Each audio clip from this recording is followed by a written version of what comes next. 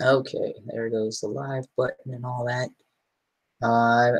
No, nobody's showed up yet. Well, if you can't tell from the change in background, I have moved. I actually got rented this place starting today, so I'm still in the process of moving all my stuff, which is why you still see boxes of stuff. That pandemic is actually the game. All the rest of that stuff, I think, is just boxes that are holding either paper or clothes or stuff that I boxed up a while ago and had kind of been in storage at my brother's place while I was going to training in Reston, Virginia. Um, I am now in the back on the East Coast. I spent a last week in. I went back home for the week. I was finally released from the training environment and able to, start making travel arrangements last Monday. So I went to St. Louis for about a week. I was where I got all my stuff. I was trying to work out a more reliable form of transportation.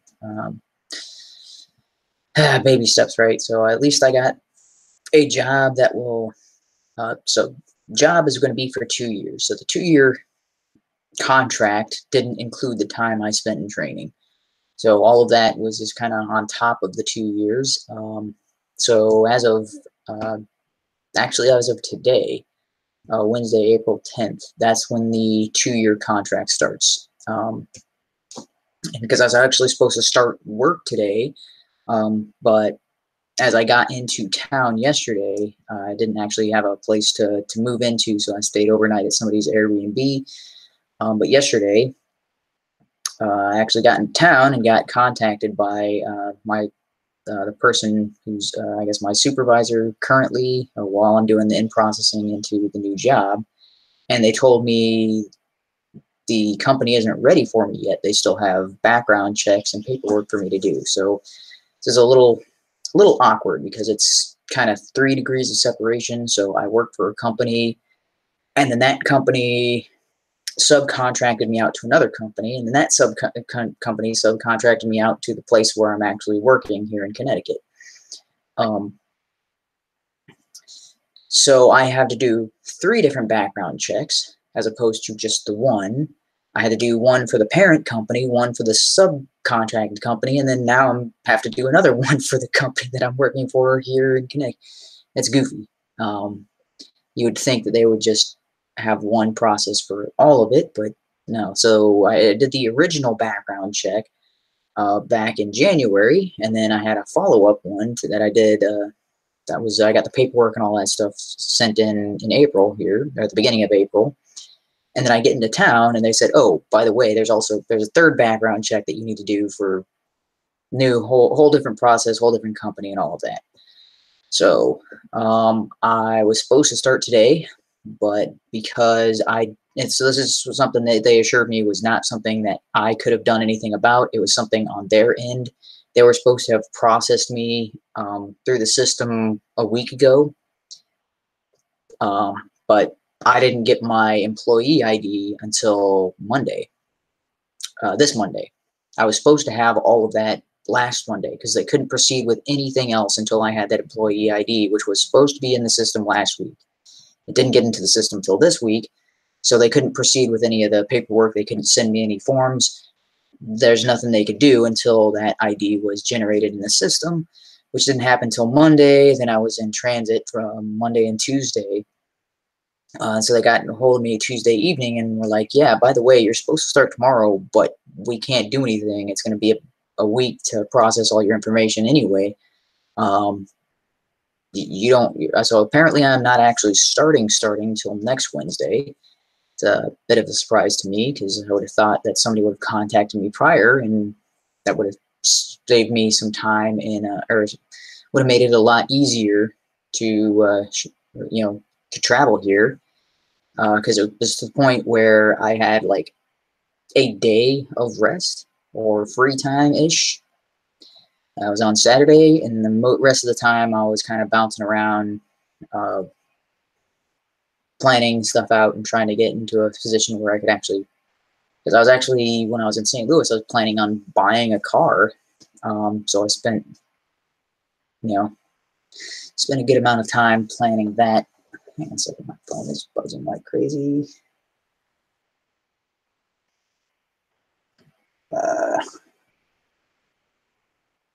Oh, so that is my supervisor. That's why it's so. Hang on a second. I gotta respond back to this.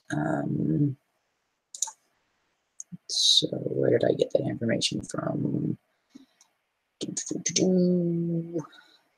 Not that one. This one.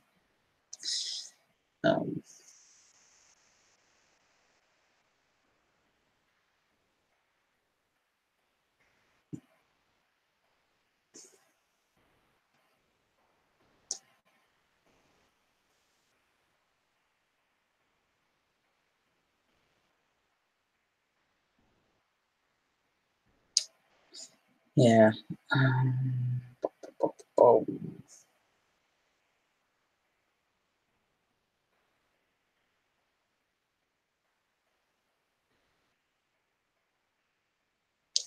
Yeah.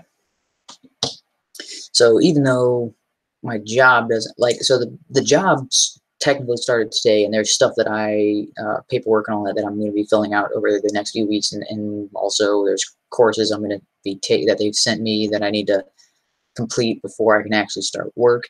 And he says he's going to schedule a couple of meetings for me tomorrow. So I'm still working while I'm here. It's not like I get an extra week of free time. So I guess maybe I was thinking it would be nicer to have had more travel time and all of that, but that more than likely that wouldn't be the case. So I got set up here. This is a pretty decent place, or at least the decent for what I could get. Man, it is really expensive to live up in this area. I don't know why. Most of the places I was looking at, rent in this area is twice of what I was paying in Washington.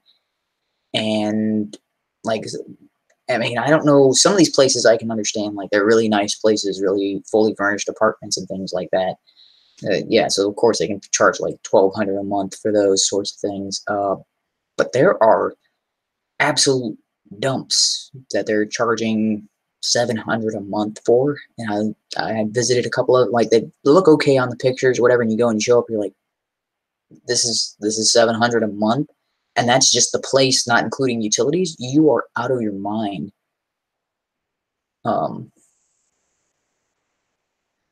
Yeah. So this place, somewhat furnished. I don't know if you can see the cabinet in the back. I didn't drive with that, and there's also this really nice faux leather recliner and a full queen size bed and stuff that came with the place. And there's also a sink.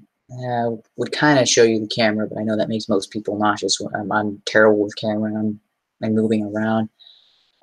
So there was 2 rooms available at this place. One of them had its own private bathroom, which would be nice, considering I now have to, like, carry toilet paper and my own soap to the bathroom and lock my apartment door, go down the bathroom and use the floor's bathroom, whatever.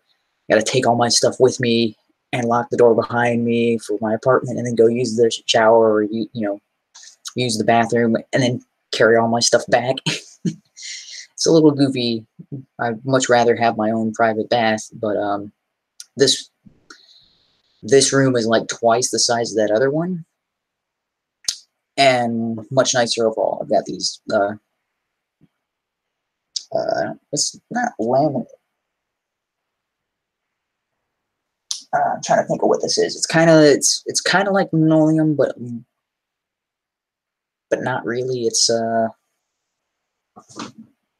like wood panels, but they're not like solid wood slapped together. It's kind of like with a hybrid between wood floors and linoleum. I'm not sure, or something like that, because it's in sections, but it's not plastic. or at least it doesn't feel like plastic. It feels like composite wood or something like that. But kind of laid out like tiles. I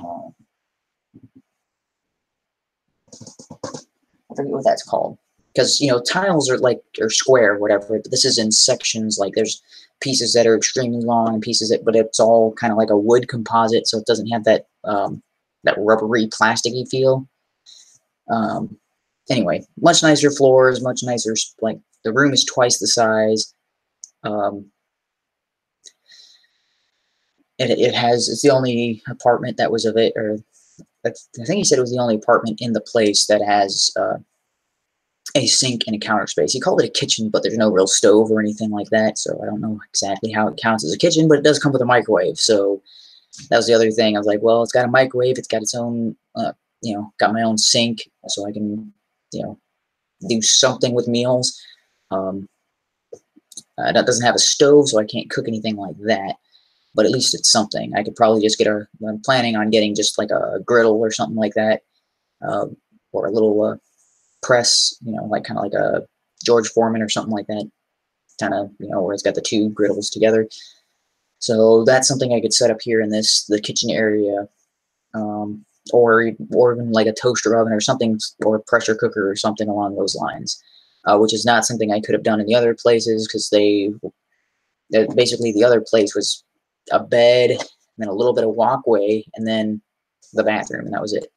There's enough room to set up stuff here. It's also had more furniture. This has the desk that I'm using right now. It's got a nightstands and a file cabinet and things like that. So I was like, okay, yeah, there's stuff in here that I could use that was not a part of the other. But the rent between the two rooms was exactly the same, so I might as well choose the bigger room and then just have to deal with sharing a bathroom with, I think there's 3 other people on this floor.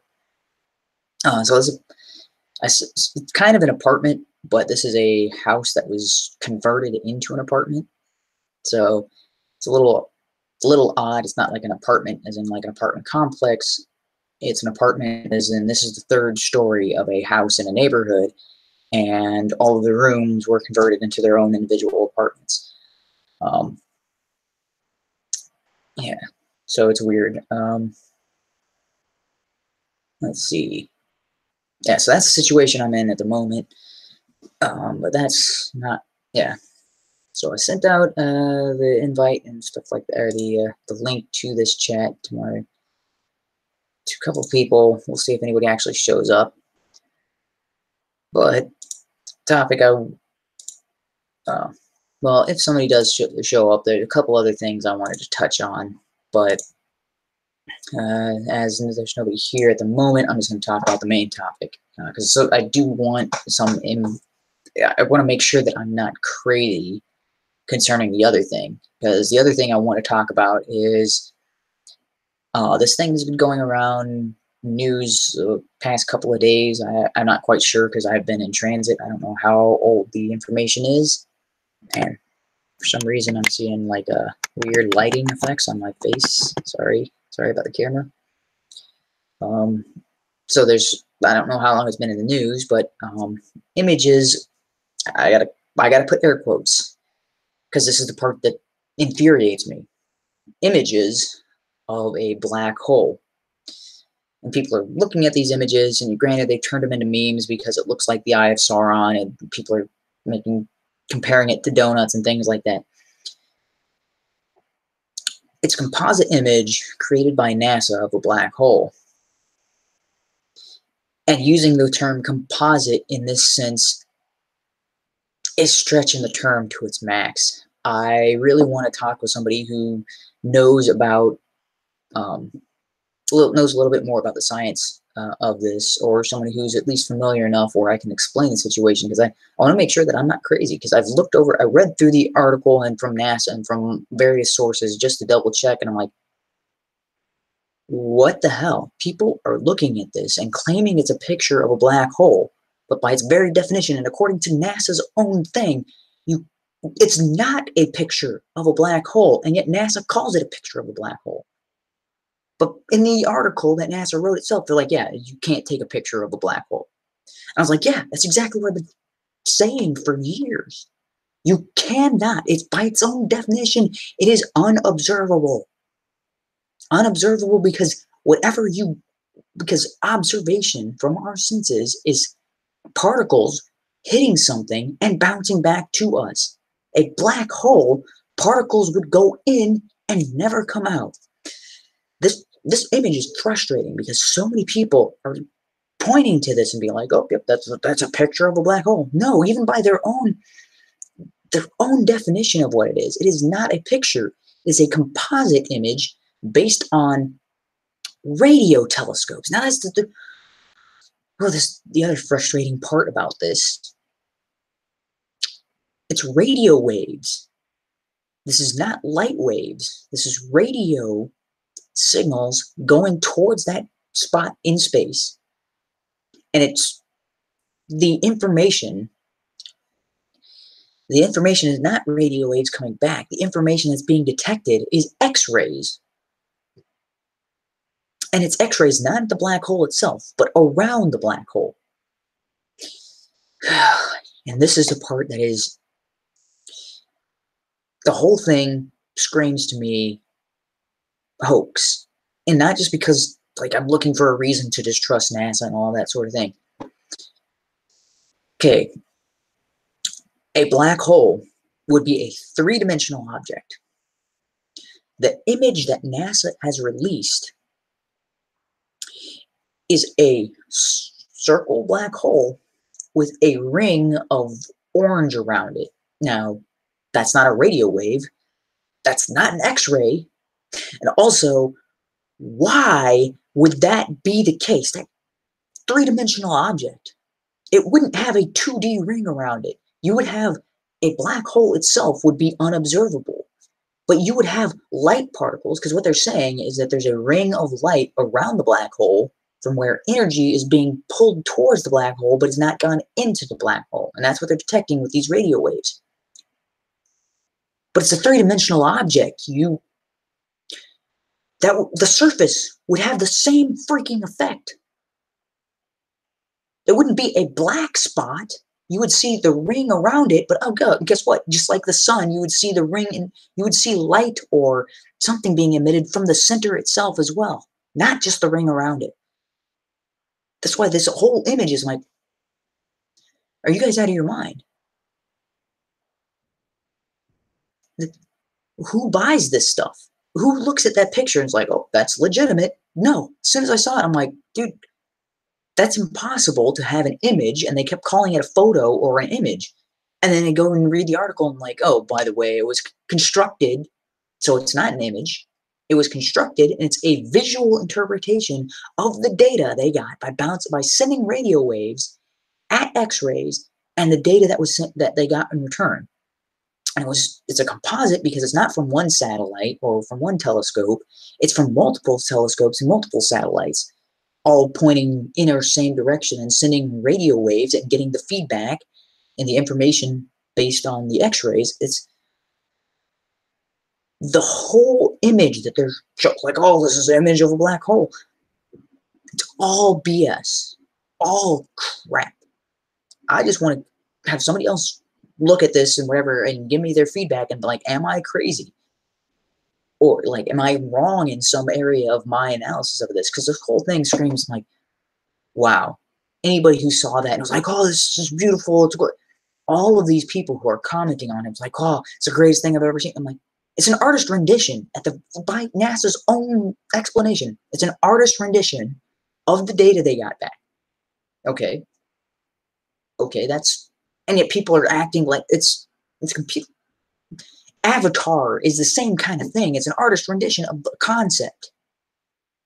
And people are looking like, oh, this is the beauty of space. I'm like, by their own explanation of what they're showing, it's an artist's interpretation of the data.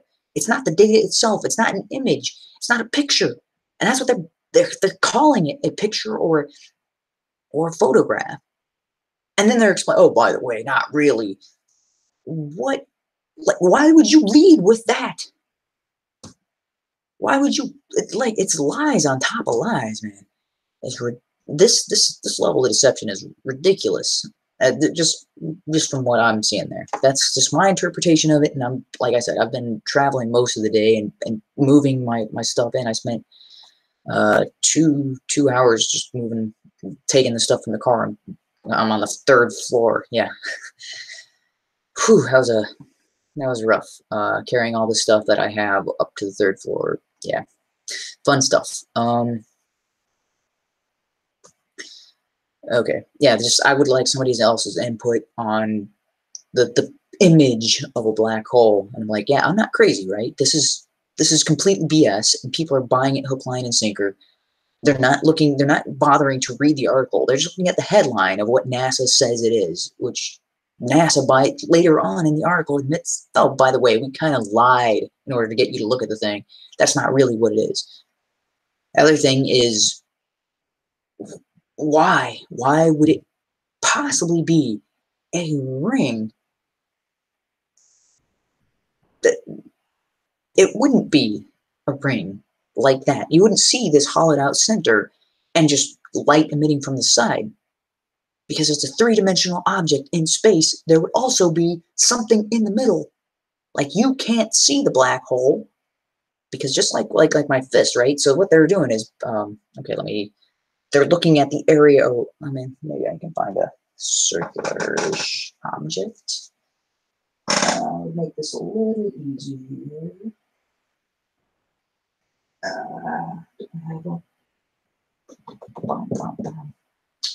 Give me a second.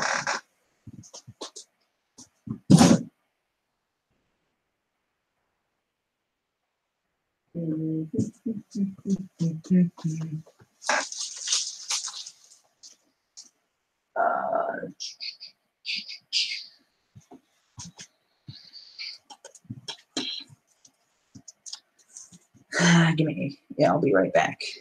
All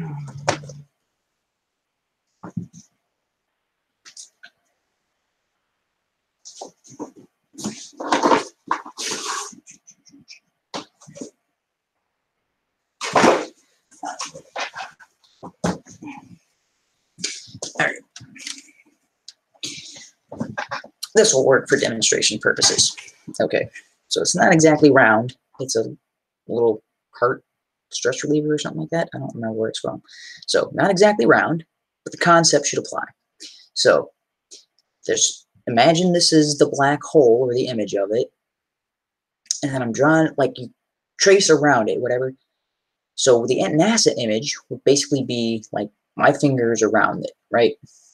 So, I mean, that's kind of wavy particle effects around the center thing, right? But in reality, there's a surface to it. It's not a 2-dimensional object. It's got the area around it like this, but if you looked at it from the side, guess what you would also see? You would see all of that, because this is coming from the front and back. Where the hell is that in the NASA photo? Where is the particles coming from the front and the back of the thing? I don't care what you're sending the radio waves. The radio waves would, if X-rays are emitting from every point, not just the sides around this, but also from the front and the back. I mean, I guess maybe emitting is the wrong term, because they're not actually emitting from the black hole itself. They are around the black hole, because they're being drawn into it, because it's this huge, dense, immensely attractive force, because it's very dense and has a lot of mass, which means it's attracting energy or particles from its surrounding towards it. So what you're actually seeing is the radio waves not emitting from it, but going to it. Or those, X-rays. Those X-rays are energy in space, particles going towards the black hole. But you would see it not just from the sides. Particles would also be coming from this direction, and from that direction, and that direction, and that direction, and that direction. Why is that not in any, like, you can see it's like the outline of a circle, and yeah, the outline is kind of fuzzy, but the middle, what the, if you're bombarding this area with radio waves, you would see the X-rays going towards the middle there. Just outright ridiculous, man. Okay. That image bothers me because it's not just NASA's misleading explanation of it or exaggerated title of it. It's everybody's little interpretation. Everybody's talking about it. And I'm like, did you guys even read what they said about it or what it was? And how they said, even by their own, like, you cannot physically observe it. So their whole artist rendition of it is incorrect. A black hole would be indistinguishable from the sun.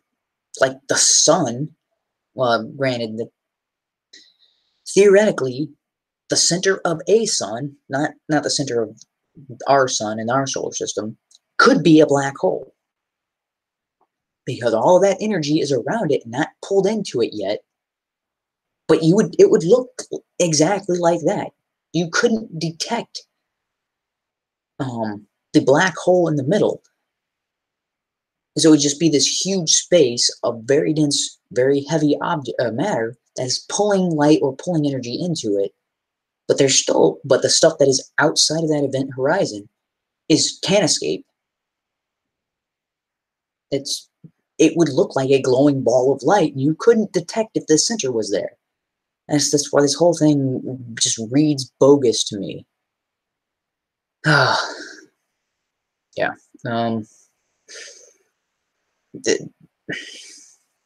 What they are broadcasting as science is not science. Ugh. Yeah, this is very frustrating for somebody who seeks the truth, and you see a blatant lie like that, and so many people buying it hook, line, and sinker. Okay. Didn't want to get that involved into it. I was hoping to have somebody else to bounce ideas off. I'm like, am I crazy? Am I thinking about this incorrectly? Is there something that I'm missing here? Am I misinterpreting this? Because I've read the NASA article like 3 times because I'm like, yes, okay, you said this here. And then the further you go down the article, you constantly are contradicting yourselves. And that's your official report. Okay. Didn't want to get too involved in that. The main thing I want to talk about was Candace Owens. Now, oh, that's what I meant. Give me 1 second. I'm actually gonna, yeah, I am gonna send this out to a certain group of people because I know they hang out with My Two Cents, or at least they were on a My Two Cents stream. I was listening to it on my way up here. I think this was from Sunday.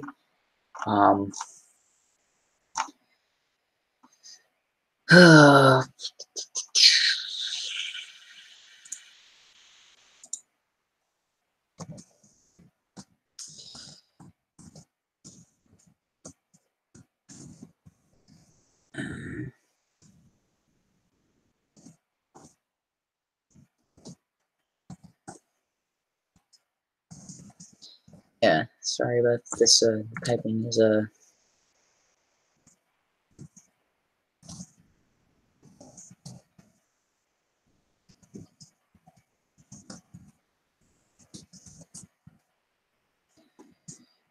yeah, I'm gonna send this invite to a couple of people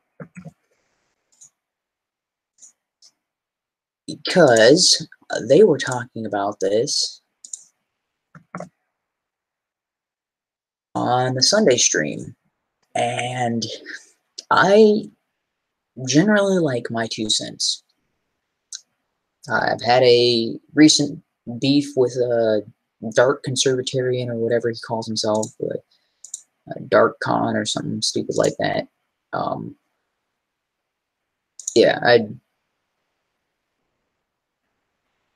seems like a try-hard guy. The other thing is, he seems a little on the slow side to me. Maybe that's just me.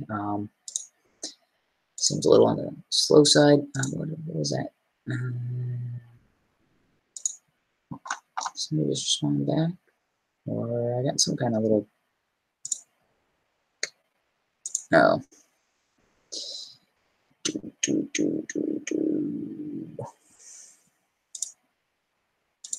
I guess that's in my.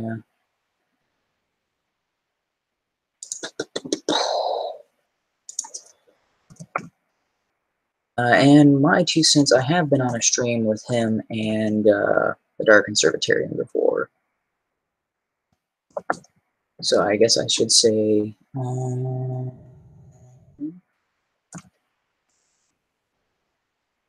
I guess I cannot directly message him. Okay. Anyway.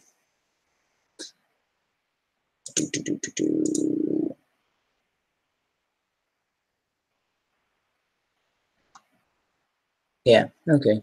Whatever. I sent the invites to a couple of people that were on that stream. So they were talking about Candace Owens on Sunday. And this pissed me off. Not because they were talking about Candace Owens. Not because I disagree with them on their assessment of Candace Owens. It's the blatant misrepresentation of what was going on. That is a problem for me. Now, it's one thing, I should say, it's one thing to not have all the facts and to come to an assessment. However, in this particular situation, they are discussing that in a stream, and it's one of the topics that they're talking on. They chose 3 topics of the week to talk about, and for some reason, this is one of those 3 topics, and I cannot wrap my mind around how they didn't bother to do even a surface level investigation into this before making these broad-based claims. Now, I just heard somebody. Oh, hello. Hey. Hi, thanks for joining me. So I sent you the invite because I was talking about the situation is because you were on a stream with my 2 cents on Sunday.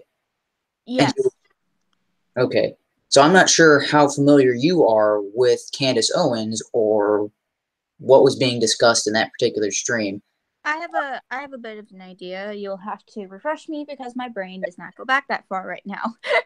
Okay, because when my 2 cents was talking about it, like I said, I generally like my 2 cents, but I was listening to the guys streaming and I was traveling and it was one of those situations where I have to pause the video and I'm kind of like yelling at the video. I'm like, we just correct them on it or something, or just sometimes we think we know what we're saying. In reality, we're actually saying something stupid and we don't catch ourselves.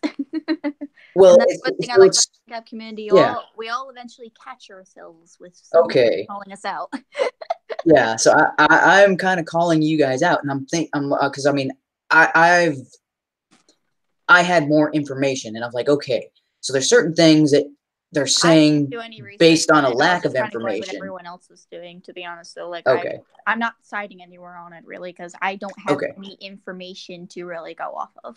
And that is an acceptable position to take, which I thought a lot of the people on the stream would take, and yet for some reason my 2 cents was he admitted a area of not knowing something and still came to a conclusion concerning an individual involved. And I was like, that's where I was like, that's where I was yelling. I was like, wait a minute, you just said you didn't know, and you're repeating a rumor. You're repeating a rumor. And I was like, I want to talk to my 2 cents. I don't think I have any way of directly contacting him. I couldn't send him a DM or anything like that. But friend him on Twitter. He'll probably send you some sort of message. That's how I got to know him. Okay, yeah. Usually a really rational guy. I like his takes. I like his videos. I watch, like, he's one of the streams that I regularly listen to and things like that.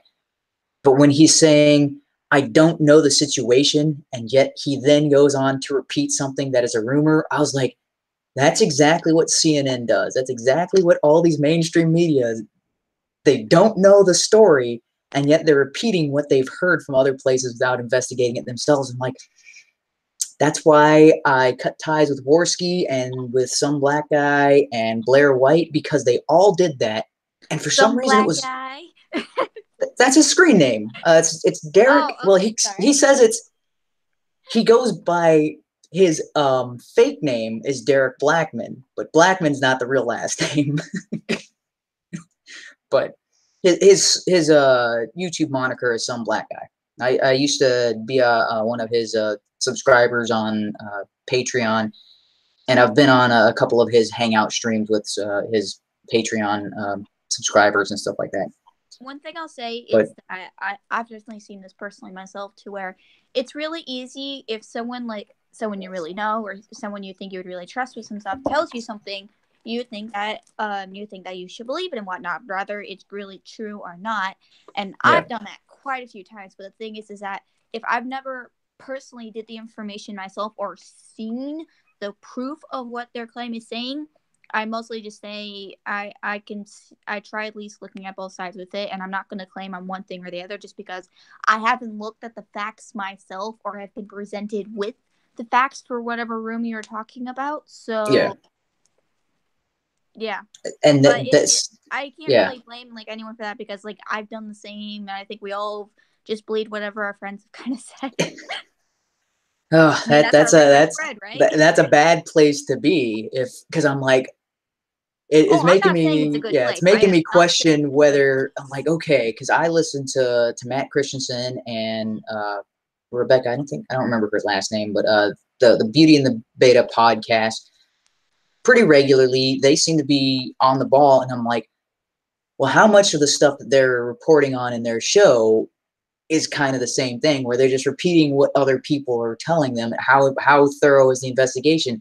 Like I said, I also listen to My Two Cents, and I'm like, wait, this is an area where I know a lot about the subject matter, and I'm hearing them reporting on it, and they're repeating rumors and lies and things that I know are factually incorrect. And I'm like, oh no, how much of the stuff that I've listened to from them and have trusted and have taken at face value, how much of the stuff did they not research and investigate?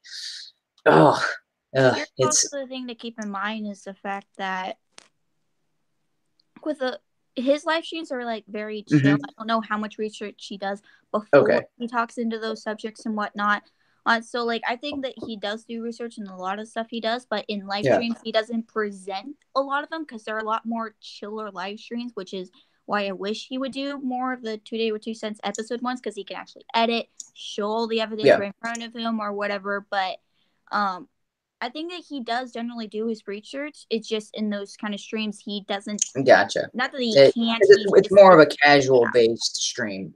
Okay, that at least eases my because it's like my spidey sense going off. Oh no, I can't trust anything anybody says online.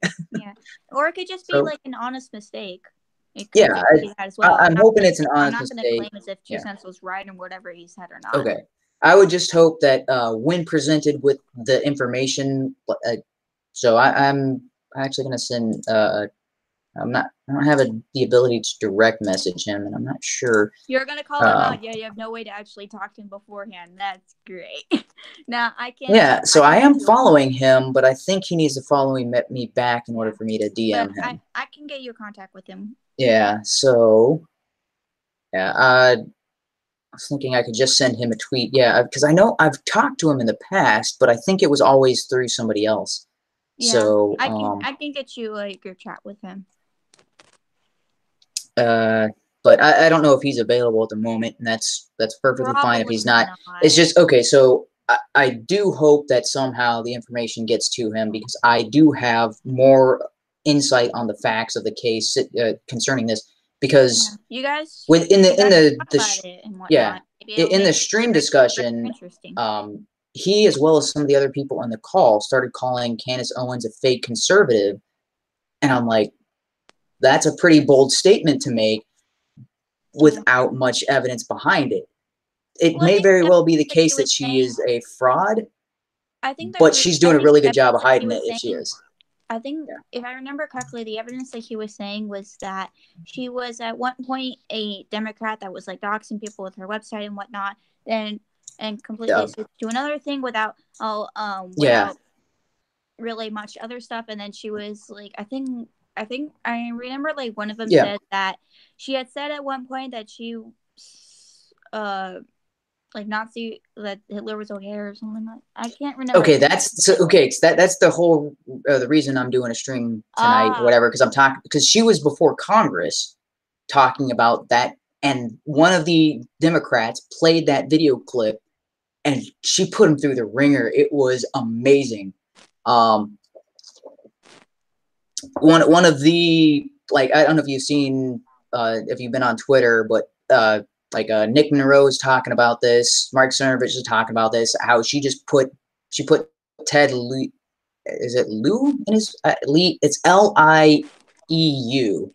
I'm not sure how you pronounce his last name because I didn't actually hear anybody say his name. I've only ever seen it in writing. Yeah, I think it's Ted Lieu. He's a Democratic senator. He played a portion of her making that response, and then didn't ask her to defend it. She was right there. She was she was in front of Congress. She was there as the on behalf of the Republicans, because the minority committee invited her to speak there. He plays this video clip of her, the 30-second clip of her talking about Hitler in this way, doesn't ask her a response, and instead asks somebody else on the panel, who I don't know who that particular person was. I haven't, it's Dr. Somebody. He was asking her about people defending Hitler and how that contributes to white nationalism. And I'm like, did you listen to the full clip? Because Candace is not defending Hitler. So, just one thing I want to say, the more of what they talked about was that not really that she was defending Hitler, but basically that she's an opportunist was more about. And wait. That's valid criticism. The things that showing example was is how she was saying like how we shouldn't listen to celebrities and whatnot, and a celebrity started really liking her, then all of a sudden she's like full supporting and always being around a celebrity. So he found that really hypocritical of her. Yeah, that's I don't contest that criticism. That is pretty blatantly obvious. I'm gonna state my stance on her. I can see her as an opportunist, but I don't have anything personally against her. I don't really hate her. I don't really pay much attention to her. I've seen some of her videos before. Some of them are pretty good. But I don't really have any negative nor positive stance on her. Yeah. Whatnot. So I just wanted to state where I am on that. Yeah, the opportunist thing is a valid criticism. That seems pretty... that's more of the criticism that... that they were all talking about was the fact that she's just an opportunist, not really real or whatever. Okay, so so opportunist and not being real, those are two separate things. Opportunist, yes, because she would go on, when she was a nobody, she would go on people's shows, and then they would build her up and hype up her influence and pull and get other people to follow her and things like that. And then as soon as she got bigger than them, well, by the way, I'm too good for you. I'm not... Yeah. She was on InfoWars when she was, she had just started to get some followers on her channel. She shows up on InfoWars, is on there like once or twice a week. And then as soon as she passes that next, that next hill or whatever, then she disassociates it with InfoWars. She's done with them. She's used them to get, valid criticism. Being fake, being not a real conservative or not seeing or not holding the actual values that she does, those two ideas don't. The thing that would make me disagree with the fact that if she would, well, not really disagree, but basically the thing that makes me think that she is definitely an opportunist, but the thing that makes it so if she was a truly as much opportunist as like say 2 Cents really think he is, wouldn't she want to stay a Democrat, because Democrats have a lot of power right now within medias and whatnot, and she was conservative. She wouldn't have had as much of an influence in like a massive audience if that's what it was really supposed to be. But if she keeps preaching on the same side, then I would think that she would be. As I said, I don't really have a stance on whether she was real or not. She was a media darling for the Democrats, and that's one of the things that because I got involved in following Candace Owens and researching what was going on back in October of 2016. Yeah. So Actually, let me double check that because yeah, it was somewhere in October talking about with her family and whatnot and how she was basically saying lies, if I remember correctly. And someone was going after her. No, it was okay. regarding social autopsy because yeah, that's right. My bad. Yeah. So give me a lot of second things because blur I've got together. direct messages from her. Okay, so it was October of 2017. Yeah. Okay. Because that's when that's when I found out about this and started investigating all of this. So it was October of 2017. Tree of Logic made a video about Candace and about social autopsy. And that started the whole rumor mill concerning social autopsy and concerning Candace Owens. Tree of Logic was making the claim that Candace Owens was fake and she was a plant and she was a secret Democrat and was just showing up on these conservative talk shows in order to dox conservatives. I would Absolutely say if it was undefensible true, accusation. yeah. If something was like that was true, she would have gotten onto those shows and then like completely exposed them and shared all their information and whatnot. And have we seen her do that after she's been on these guys' show, or after she's gotten popular, she just got rid of them? Because there's a difference from, again, being an opportunist than just being a jackass showing people, well, basically being a doxer or whatever. Okay, so Tree of Logic made those claims back in October, and I was like, oh, I just started following Candace Owens. Really? She's doing all this, and I started investigating this. So Social Autopsy actually was launched in 2016, and people like Boogie and Chris Raygun and Mr. Repsion, like all these people who have like 100,000 plus YouTube subscribers and things like that, well, all made videos just laughing at the idea of social autopsy because it was poorly thought out. If it had launched and had actually gone to market as a full project, yes, it would have been exactly what they said. It would have been a doxing site. But it would have been used. Kickstarter? Yeah, it wasn't that she had a Kickstarter for it. They actually did raise money for it, and then it was kicked out. Yeah, the Kickstarter. Yeah, Kickstarter was like, no, this is actually a violation of our policy. You can't have this on here. Did drop them. They lost their funding. She abandoned the idea. So that was like, because this was like early 2016 when the project was launched, and it got immediate backlash from people like, people who are in the anti-SJW at the moment, like when that movement was, because I mean this was right after Gamergate type thing. So she was getting backlash from the anti-SJWs. She kind of expected that, and this is from her own description of the situation. After that, the people she thought would be most on board with her project, she reached out to Brianna Wu and Anita Sarkeesian, people along those lines, because it was Gamergate that was the gamers, and then it was people like Anita Sarkeesian who were the feminists who kept trying to like, oh, this is too toxic and we need to shut down these bullies and stuff like that. She was like, well, that's the exact audience she was trying to reach with her social autopsy site. Was people who have been bullied online. Hey, these people are hiding behind anonymity. Let's out them. Say, hey, this is the person who said this about you online. This is them. You meet your accuser kind of thing.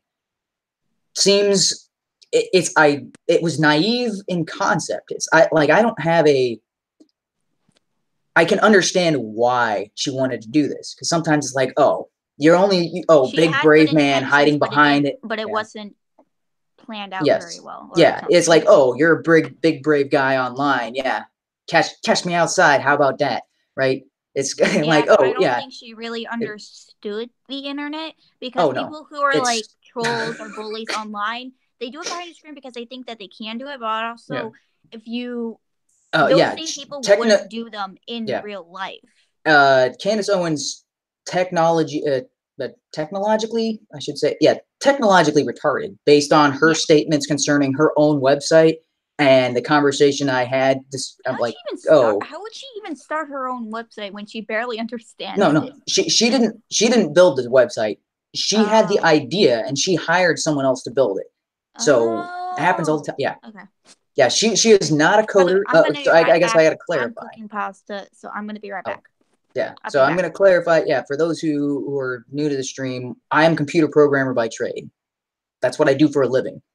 Computers, website designs. I know websites. So that was immediately what I started doing with Social Autopsy. Tree of Logic was making claims about the site. So what do? I go into Google Chrome, I open up the console, I start investigating what the website's doing. Not doing what she says. Nope. Only one post request to that site, and it was the image that you sent. The image was being stored on a file server. Nothing else was being transmitted. If it was being transmitted, it must be in some kind of new obscure way that no website has been built to do. Like maybe it was sent in machine code or something like that. It was not sent through the web browser, so I don't know how it was sent to their server. What that means is it wasn't sent. There is no transmission from your browser to the server to store your information. The only thing that was sent is the picture. And there's no information tied to that picture. There's no verification of that picture. I sent random pictures of stock photos from the internet to this dummy website that she had built, set up. That picture could not be retrieved once it was sent. It was sent off to a server, stored in some file or some folder location, and you cannot figure out where that folder location is. It might as well be the Ark of the Covenant in Raiders of the Lost Ark, where, yeah, it's just in some warehouse. Good luck finding it. The decal is burnt off, and it's just kind of just one of the random boxes in some huge warehouse that nobody's going to remember. That's what happens to your photos that were uploaded to this site. So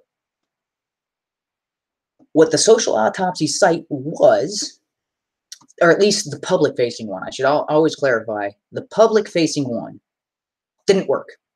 It was not functional. It was not a legitimate product. Didn't do anything. No post request, no put request outside of the image. It's the way your browser works. It was not encrypted. Let's see. Without knowing how the site works, you couldn't monitor how that information is being sent, but you can look at the body and the request and the header and things like that, and you can get a general idea of what's going on. You can't monitor specifically what's going on, because if you could do that with every website, then everybody would just pull up Google Chrome, hit F12, look at all the traffic for Facebook, and, oh, I just got your password. It doesn't work like that.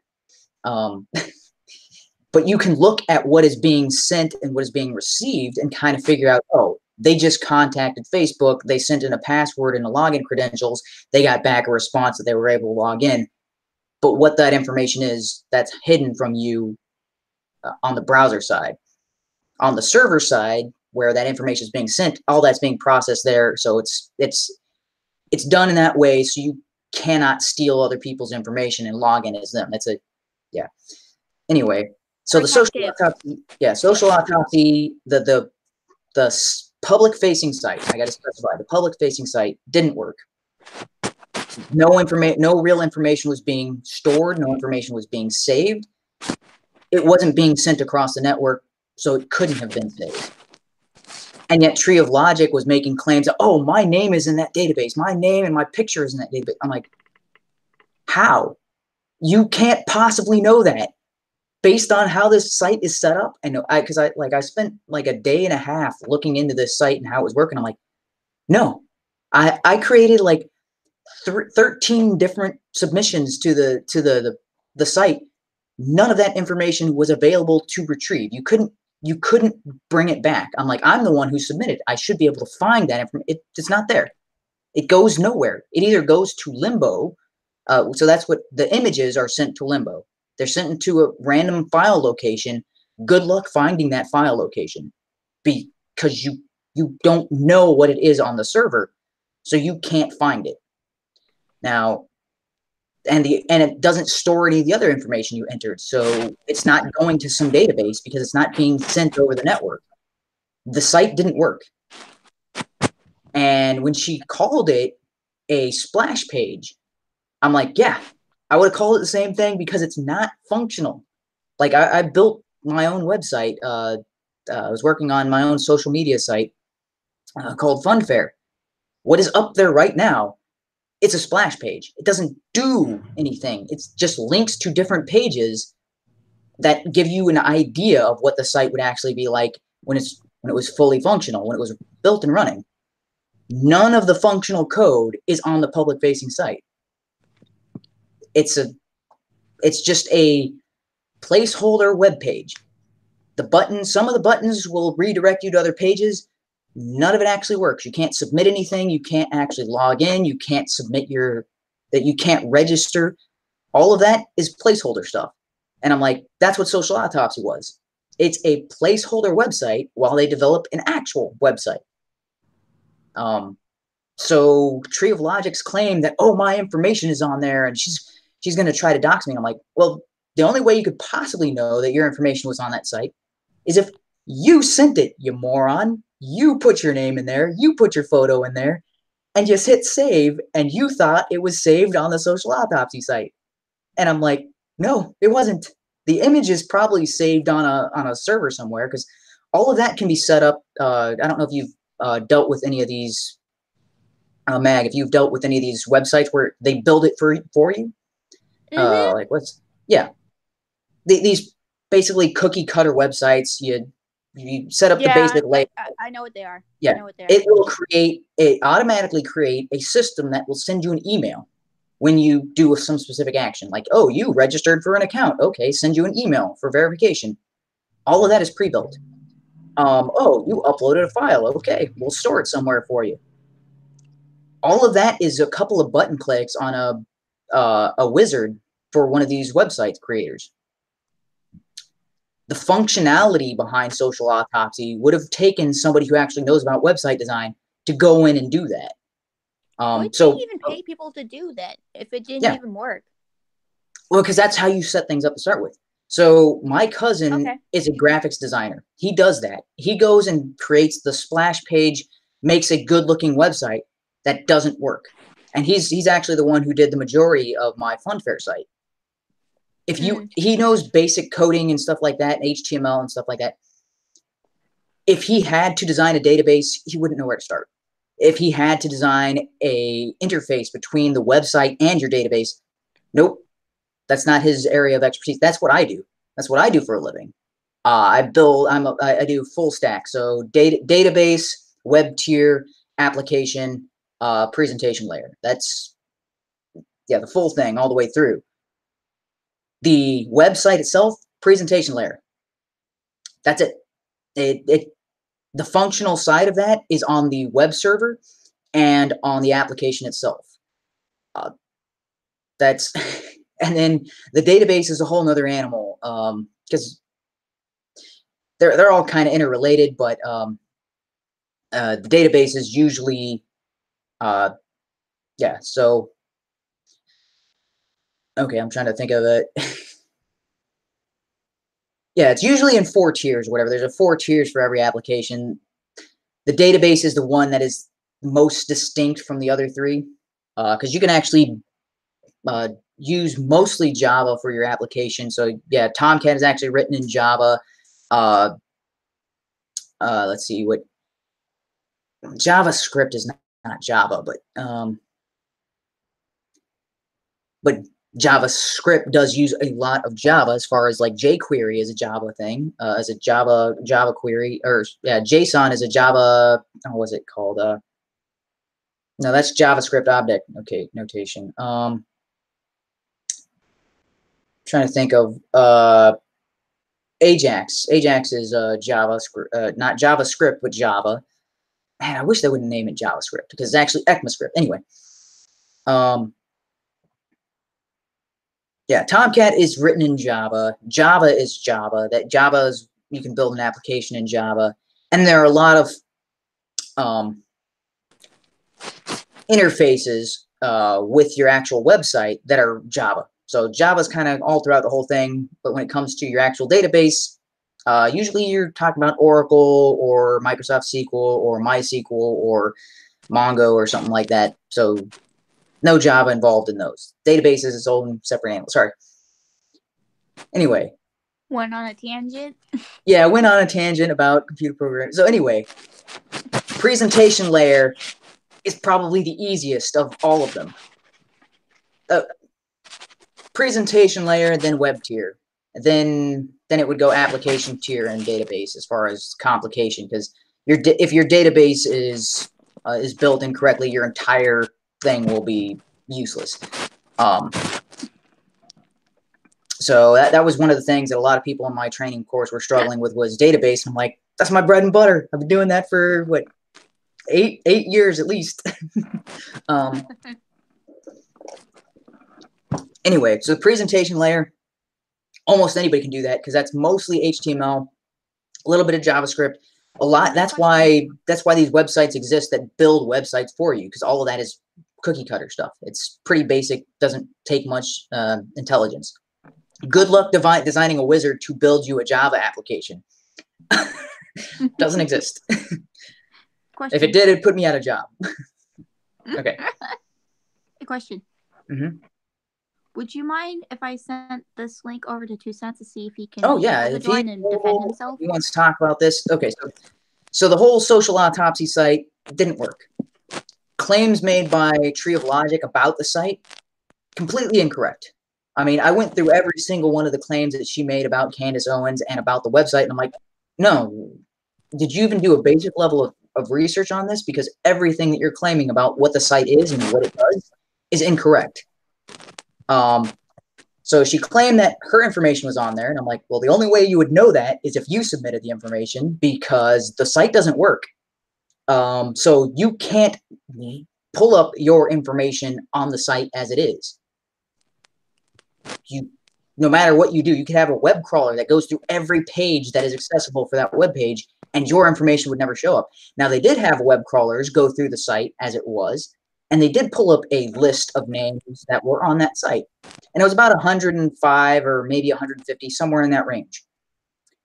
And if you look at the data, because it was in a JSON file that was released, and I was asking, because Worski went on a tangent about this JSON file. Oh, look, there's people's doxed information in there. And then some black guy repeated that, and I was like, look at that JSON file. That is junk data.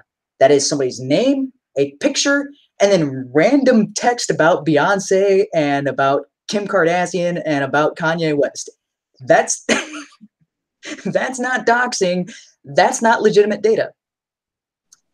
And it's only 100-something names. So if you went in and put random people's information and submitted a photo, it wouldn't get added to that.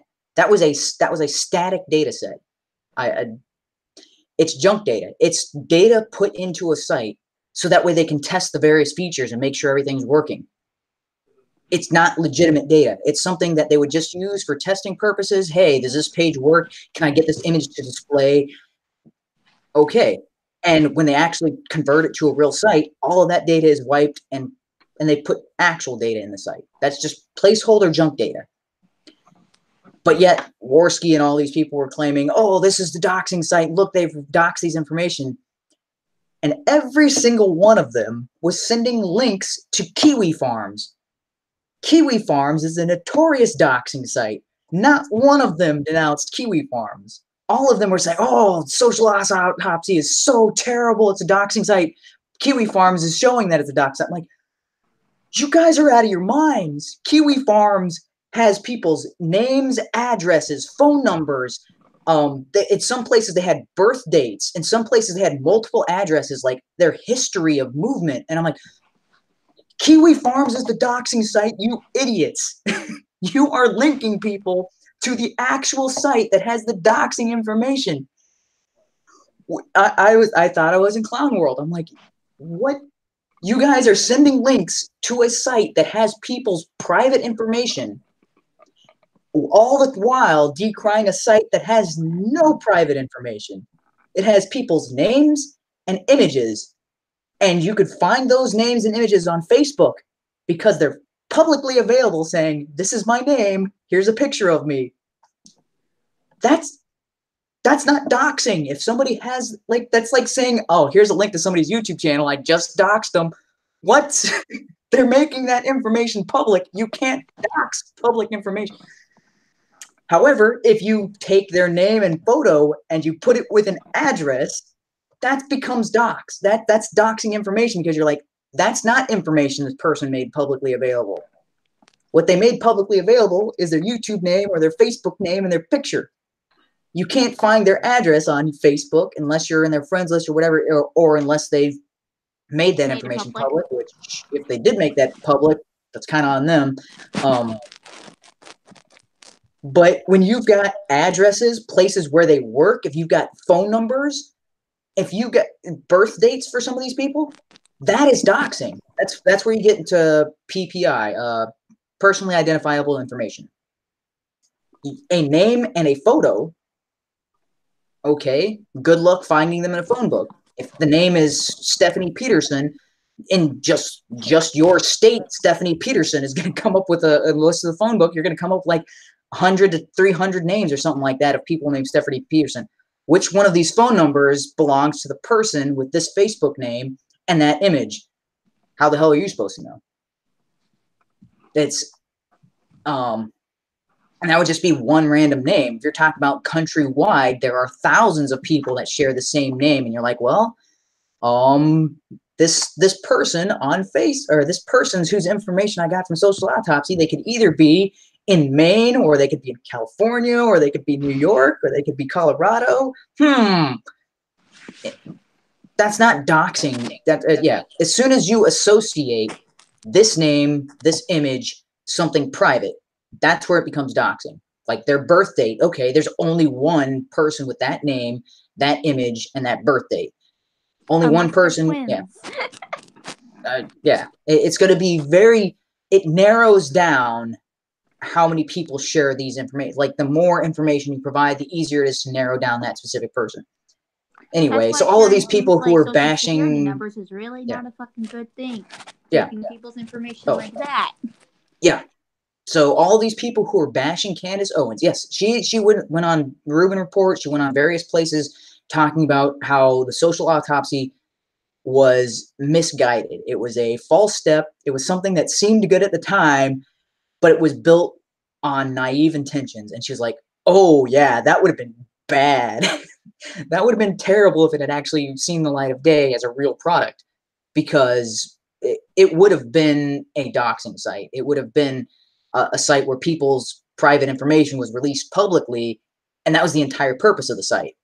It wasn't the intention of the site, but that would have been essentially what it was doing. Something that is highly illegal. There are laws in various states that would, definitely crack down on her and her state. So she's like, oh, glad we stopped that before we had any investors or anything. Yeah, she was able to cut ties before it became an issue, because had that site actually launched, oh, she would have been in court for the rest of her life. People suing her site, dragging her investors to the mud, trying to get money out of it. Yeah, it would have been bad. Anyway, all of Tree of Logic's claims concerning Candace Owens and the website, factually incorrect. You can go, all of this. She was making claims about Candace's past and her, the incident involving, oh, I lost you for a sec. Anyway, I'm going to keep talking. So she talks about, she was on TEDx talking about her past incident, and there are various news articles written about this. When she was in high school, some 4 random boys were in a car, and they were all drunk, and they called her phone and were making racial remarks about her, racial slurs. They used the N-word. They used a lot of profanity. They also said they were going to shoot her in the back of the head like MLK. They talked about lynching and things along those lines. So yeah, pretty not stuff that these kids, granted, I think like the youngest kid in that group was like 14, and the oldest I think was 17 or something like that. So stupid things shouldn't have happened. This was reported to the police because she didn't know the people making these calls, and when somebody says they're going to shoot you in the back of the head like MLK, that's Yeah, that's a death threat. Whether it was meant as a joke or whether it was a drunken rant, similar to Mel Gibson and his hatred of the Jews, or what's the other guy? Who's Hasselhoff, right? He was on some drunken tirade, something similar. Yeah, people do stupid stuff when they're drunk. People do stupid stuff when they're kids. The kids who did the thing shouldn't have been dragged through the mud, and yet they were. She was involved in this incident where, yeah, this was, for all intents and purposes, this was a hate crime. And she talked about this in Congress the other day. She was like, yeah, this is an incident that happened to me. My name was dragged through this. Those kids' names were dragged through this. So one of the kids involved was the then mayor's son. That at the time the guy was the mayor, that guy went on to become the governor of the state where she was living. I don't remember what, I think it was Tennessee, if I'm not mistaken. Tennessee, I think, was the state. So he's a mayor of the town that she was in. And so when the mayor's son is involved in some kind of racial tension and it gets reported to the media, it's on official police report. Yeah, media circus around her and her family. You can look all this stuff up. This is something that's easily verifiable that, yeah, this is what happened. This is not a made-up incident. They have the recordings of these kids saying these things about her and her family and things that they were going to do. Okay. Should they have been taken to court? Should they have been brought, had their names all over newspapers and all that sort of thing? She's gone on the record multiple times saying, no, these kids should not have had their lives ruined in the way that the media sought to ruin them. But at the time, Candace Owens was a media darling because, oh, she's the victim here. She was a leftist, like their dream. Hey, this poor defenseless black girl gets assaulted and gets harassed on her phone. Media darling. She used that to start, various social media or various, I guess not social media at the time. It was various groups and joining, trying to get her name out there and that sort of thing. And that's what seeded social autopsy. She had the name recognition behind it. So all of that is something that I was easily able to verify and all that sort of thing. But Tree of Logic was on there saying that she made this up and was playing the victim. And I'm like, no, by all reports, you can see this consistent line of logic in that the police report was filed. These kids got their names dragged through the mud. She got roped into it. And there are interviews and there are statements made from her at the time saying what they're doing to these kids is not right. She was never this has been consistent through her entire YouTube career, everything she said on social media. That has been a consistent line. As she said, what was done to those kids was not right. She was used as a pawn for political purposes. And I was like, yeah, that's consistent. You can track back all the way to the initial reports that were going on at the time where her name first made it to the spotlight. The incident was legitimate. Now, should it have been the media circus that it was? Absolutely not. But the media loves to breed the racial hatred and all that sort of stuff. Like they love to pit races against each other, so they wanted to make this huge big deal of it, and it sells newspapers or gets people's eyes glued to the TV. Hey, that's their business, right? That's their bread and butter is to get people, oh, can you believe this happened in our day and age? I thought we had gotten rid of racism, and here it is in our faces. I'm like, yeah, they love, like, I don't know if you've watched Beauty and the Beta, but they have a segment on their program where they talk about hoax hate, where somebody commits a hate crime against themselves and gets reported in the local newspaper or the local TV, and then it turns out, oh, it was a big fraud. No, it was the person did it themselves. Jesse Smollett is the most recent example of that, where it was nationwide. And they're like, oh, we're going to get those MAGA country guys. And I'm like, he hired them. Pretty blatantly obvious. There's all kinds of proof of it.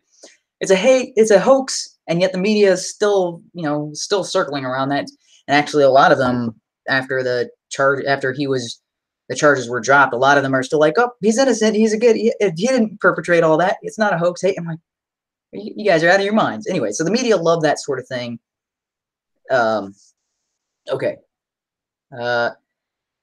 You done with So tangents? yeah, like, so Tree of Logic made like 4 or 5 videos, or maybe it was 3 or 4 videos about Candace Owens and say, oh, she's not a real conservative. She's not. So that's what I was getting with after the social media. So this is something that has been consistent. She talks about her red pill moment being when she went to these feminist people who complained about being bullied online. She went to them and said, hey, I'm building this for you guys. You guys could use this sort of thing to track down the people who've been sending you hate threats and stuff like that. Those people said, no, this is a bad idea. Don't do that. Now, that's a pretty big red flag. You're like, wait a minute. You've been complaining that you've been getting death threats from random people online for over a year. You don't want to know who's been sending you death threats? You don't want to know who is threatening to kill you and your family, the people who are stalking you online? You don't want to know who they are? That's pretty and as soon as she started contacting those people, she started getting emails and death threats and people saying, oh, if you find out who we are through your social autopsy site, we're going to come to your house and we're going to. She started getting death threats and all kinds of things in her email. And she had a record of this. And like, but they were all random anonymous emails that didn't tie back to anybody. And she put 2 and 2 together and was like, wait a minute. This didn't start until I contacted these feminist people who have been complaining about getting death threats for years. They don't want to know who's sending them death threats. More than likely, she put it together, and it seems like it doesn't seem like an outlandish conclusion to jump to. Is those people have been sending themselves death threats and using it to gain victim points, and they thought her site had an algorithm or something to find out who people were, but it was like, hey, if you know who this person is, submit their information. It was entirely reliant on user submission. There's no algorithm. There's no AI that's going to track and figure out who people are. It was entirely community driven, was the idea behind social autopsy. And yet people like the Brianna Wu and all those sorts of, I think it was Brianna Wu. The names keep coming to my mind, and the more I say it, the more I'm like, wait a minute, was it Brianna Wu was the name?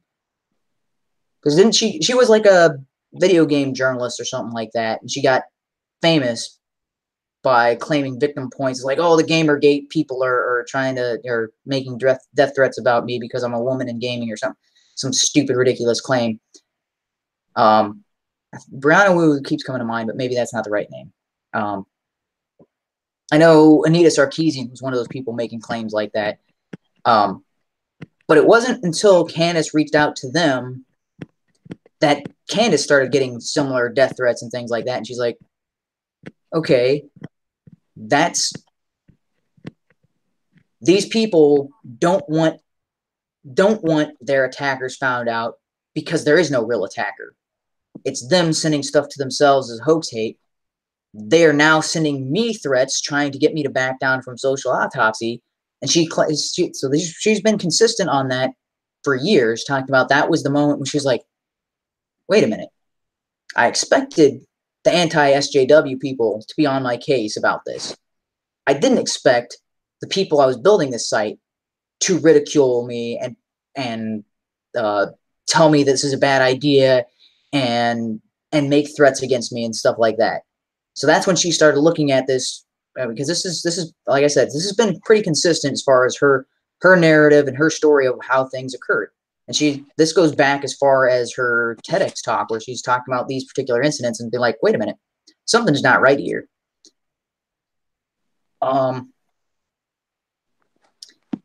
Okay. So that was around 2016 where she's like, she had a complete change of political stance. She disappeared for a couple of months, came back as Red Pill Black, right? And that was something that My Two Cents was talking about on the stream. Yep. And you can tell from the actual digital timestamp of the social autopsy placeholder site, no progress was made on that site in an entire year. No updates, no version.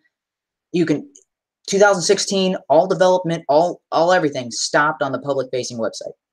Now, there might have been development on the back end site. There's no way of knowing that because that was never connected to the internet. That would have been all internal development, would have never seen it. It never saw the light of day. There's no way for people on the outside to possibly know what development or what progress was made behind the scenes. So, I got to specify, this is pretty common in computer programming or in website development. You have your production environment, which is what people see and interact with, and then you have your development environment. Two separate computers, two separate networks. The two never see each other. Everything is done on development. As soon as everything is finished on development or is good to go, it's copied directly onto production server. So development is your playground, your sandbox. You do everything in your sandbox, get it the way you want it. You take that, you copy that, you put that on the site where everybody sees it publicly. The two don't interact with each other. So what happens in development could be in development for 10 years and no one ever sees it, because what matters is what's public. As soon as it goes public, that copy of it, that's when people can actually interact with it, and the change is all the changes in development mean absolutely nothing until they are pushed to production. But with that social autopsy site, nothing was ever pushed to production after 2016. I think it was like May or June of 2016 or something like that. After that, nothing. It's complete ghost town. Now, with websites and things like that, that's not something you can spoof or fake. That's something that the website has to make publicly available when it was last modified and update, because your browser has to know what is the current version. That's something like if you ever go to a website and it says, oh, if you can't pull up for whatever reason, a lot of times that's because there's supposed to be a newer version of that website, because the browser says, oh, hey, this version that you're looking at is out of date. There's a newer version, but I'm not seeing that newer version. I can't reach the site. Your browser will prevent you from going there if there's a mismatch or a miscommunication like that. A lot of times it's because they haven't updated their side of it. So it's information that they're sending the browser saying, hey, this is the current version. And then your browser goes to the computer and is like, but that's not the current version. What's going on here? It doesn't know what to do. Usually it's a miscommunication on their part, and they update their server, and then the two versions match, and then it knows this is the most current version. It's something that your browser has to check for every website you visit. So it's not something you can spoof or you can fake and be like, oh, see, we've been updating it for a year, and we keep saying that the last update was from last year. It's not possible to do that. There's too many because it has to go through a DNS server a lot of the time. Anyway, if it was spoofable or possible to fake, Candace wouldn't be the one to figure out how. Most definitely on that. Hey, dude. Mm-hmm. Right. I sent you something. You kind of made something public you probably shouldn't have. Uh-oh, what did I do? You sent a message or what? Oh, the stream? Yeah. I sent it to you on the Hangouts chat. Oh, no, you're talking about the link to the Hangouts? Yeah, I did send it to my 2 cents. Yeah, no, that's fine. Yeah. I know, because people have talked about... on your thing could get in. Yeah, I know. Oh, to anybody okay, then. I didn't know if you wanted to make that public, because most people don't want to make their streams public. Yeah. It's fine. It hasn't been an issue in the past. I'm not big enough to where it would be an issue. Okay, then. I was just I know it was publicly available when I sent it to my 2 cents, and anybody who goes to my 2 cents page or to my page can see that. Oh, okay. Well, I am willing to accept that risk. And then some guy's going to click on the link and then start dropping N-bombs on my stream. If I had more than 100 subscribers, or however, I've got less than 1,000 followers on Twitter. If it was a bigger audience size, then I might care, but I don't. Okay, never mind. And worst case scenario, I stop this broadcast and create a new one, and then invite people to that. All right. Sorry for that interruption, Evan. No, it's fine. Okay, where was I talking? Yeah, so if that was possible to spoof development, Candace wouldn't be the one to figure it out because that would be very, very difficult to do, even for people who've been doing this their entire lives. And yeah, if people behind Silk Road couldn't do that, people behind Bitcoin can't do that. Yeah, Candace Owens wasn't the one to crack that. Anyway, so no development was made for years. Okay, and then Tree of Logic comes out with her video, like a year later, after all the controversy around Social Autopsy has died out, and claims the site is still available and it's still up and running. Okay, because she's a moron. She doesn't understand. So both Candace and Tree of Logic don't understand technology. Someone who does and is looking at this, I'm like, no, that is a website hosted by GoDaddy. If you've ever developed your own website, GoDaddy sells 2-year subscriptions to a domain name. And usually with that, it's like, what, $15 a year or something like that, and then like $10 a month for web hosting with it. Because, yeah, domains are super cheap to buy. It's like, you get 2 years for like $15, or maybe it's $20 or something like that. And then you can pay like $10 or $12 a month for 2 years in order to have GoDaddy host your site. But usually you buy it all as a kind of a bundle. It's cheaper that way. It's a 2-year contract is the norm or the general, because ICANN sells domains in 2 years. GoDaddy is a domain registrar. They package most of their stuff around trying to sell people on the 2-year plan. And when I registered Funfair, I did it for 2 years. That's why I haven't developed on Funfair in almost a year now. Site's still available because that's how the system works. You don't need to constantly, it's not something I need to maintain. I don't have a server. I moved. This is my 4th time moving in less than a year. I don't have, and that site has not gone down because I'm not hosting it. GoDaddy is, but all they're doing is hosting a couple of web pages. And that's what social media was. So if you're not actively developing a site, you've abandoned the project, you're not doing anything with it, it will stay up on GoDaddy for 2 years, in which case your subscription will not renew, and then it just goes away. People do that all the time with websites, and it goes mostly unnoticed. Now, for some reason, Tree of Logic saw this, like, oh, it's still up, it's still collecting people's name, because she's didn't properly investigate this, doesn't have any idea how the internet works in general, didn't bother to ask somebody who did know, who could verify these claims, and was just making random claims that were baseless. Second thing about this, Tree of Logic didn't start this. Do you know who Harmful Opinions is? No. Okay, so Harmful Opinions, he was not a very good guy, seems very intelligent, has a history of doxing himself, has a history of bullying himself, has a history of getting other people to mass flag people's YouTube videos. He lost his channel under the name Harmful Opinions and came back under the name of something else, like Cyber Bully or Cyber something. I forget, is Bully Cyber? Something to do with cyber.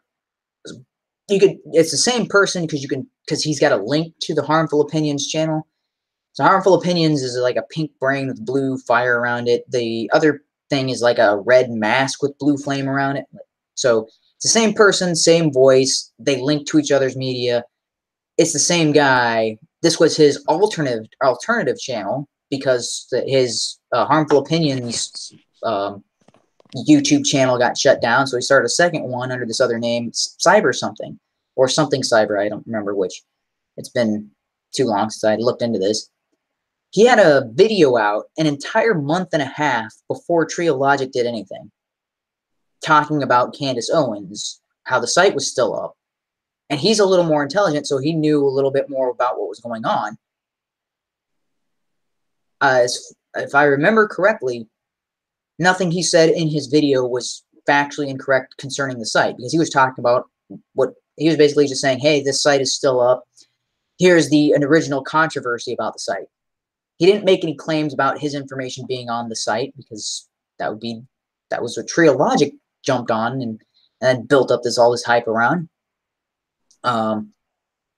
The Harmful Opinions guy, or whatever his other channel was, from what I can tell, everything he said about the social autopsy was legit, because it was mostly reporting on what had happened in the past, and he was just acknowledging, hey, the site is still up. And he did this a whole month and a half before Tree of Logic went on and spouted her nonsense. So Tree of Logic made her videos about this nonsense, and all of these anti-SJWs who were clamoring for new content jumped on board and were all like, oh, Candace is a fake conservative, and she's been pulling the wool over people's eyes. She doesn't, it was all based on Tree of Logic. And they were all parroting points that Tree of Logic had made without doing any investigation themselves. And I'm like, man, I lost a ton of respect for a lot of people. And then Candace and Blair were on Dave Rubin, and that was brutal. I don't know if you saw that, but I heard Candace of it. I didn't watch it myself. Oh, it was more brutal for me. And I'm Dave Rubin read my comment. I'm like, yes, I develop websites for a living. I would have told her it was a splash page. That, like, he read I think I made like 2 or 3 comments in the super chat that Dave ended up reading during that stream, and I was yelling at my screen at both of them. I was a supporter of both of them. Same, to be honest. Even during that time when the stuff was going on, I was like, I didn't know about this stuff in her past, but as in terms of her being like a fake conservative, whatnot, I never really jumped onto that train. Yeah. And I will say, and I guess kind of in terms of trains, I did kind of go. I was a little worrisome about the stuff with her past, and I was a little bit suspicious of her. Just, what's the word I'm looking for? God damn it! What was it? I just said a couple minutes ago. That she would kind of basically like stab some people in the back or whatever. But that's But based on like that estimate, I never really jumped onto that one because I didn't really understand it. And again, I didn't really know everything about it, so I didn't jump onto that one. Yeah. So, I'm with you. I can understand, and I think the same things, that she uses people as stepping stones. That's And to be honest, I don't even have a problem really with that. I've done that in the past before too. Do I think it's dick move at times? Hell yeah. But does she deserve loads amounts of hate for it? No, when I've even said that before as well. In the first time 2 Cents brought her up. Yeah. So, I actually did some correspondence with Candace in October of 2017. We actually had a little back and forth in DMs, and this is it. Nice. So, yeah. Talking specifically about this, because this is when she was just getting her start, and she actually went on Barbara for U2C. I don't know if you are familiar with who that is, or just kind of. Yeah. Well,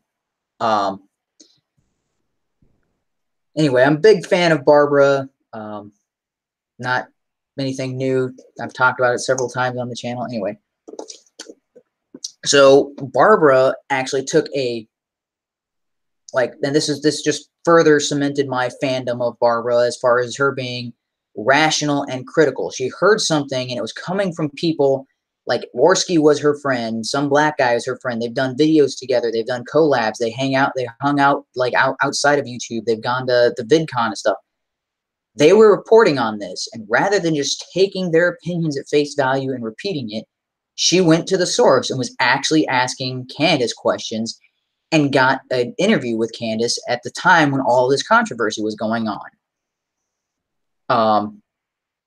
And the thing that annoyed me the most about the situation is I had been on Worski Live.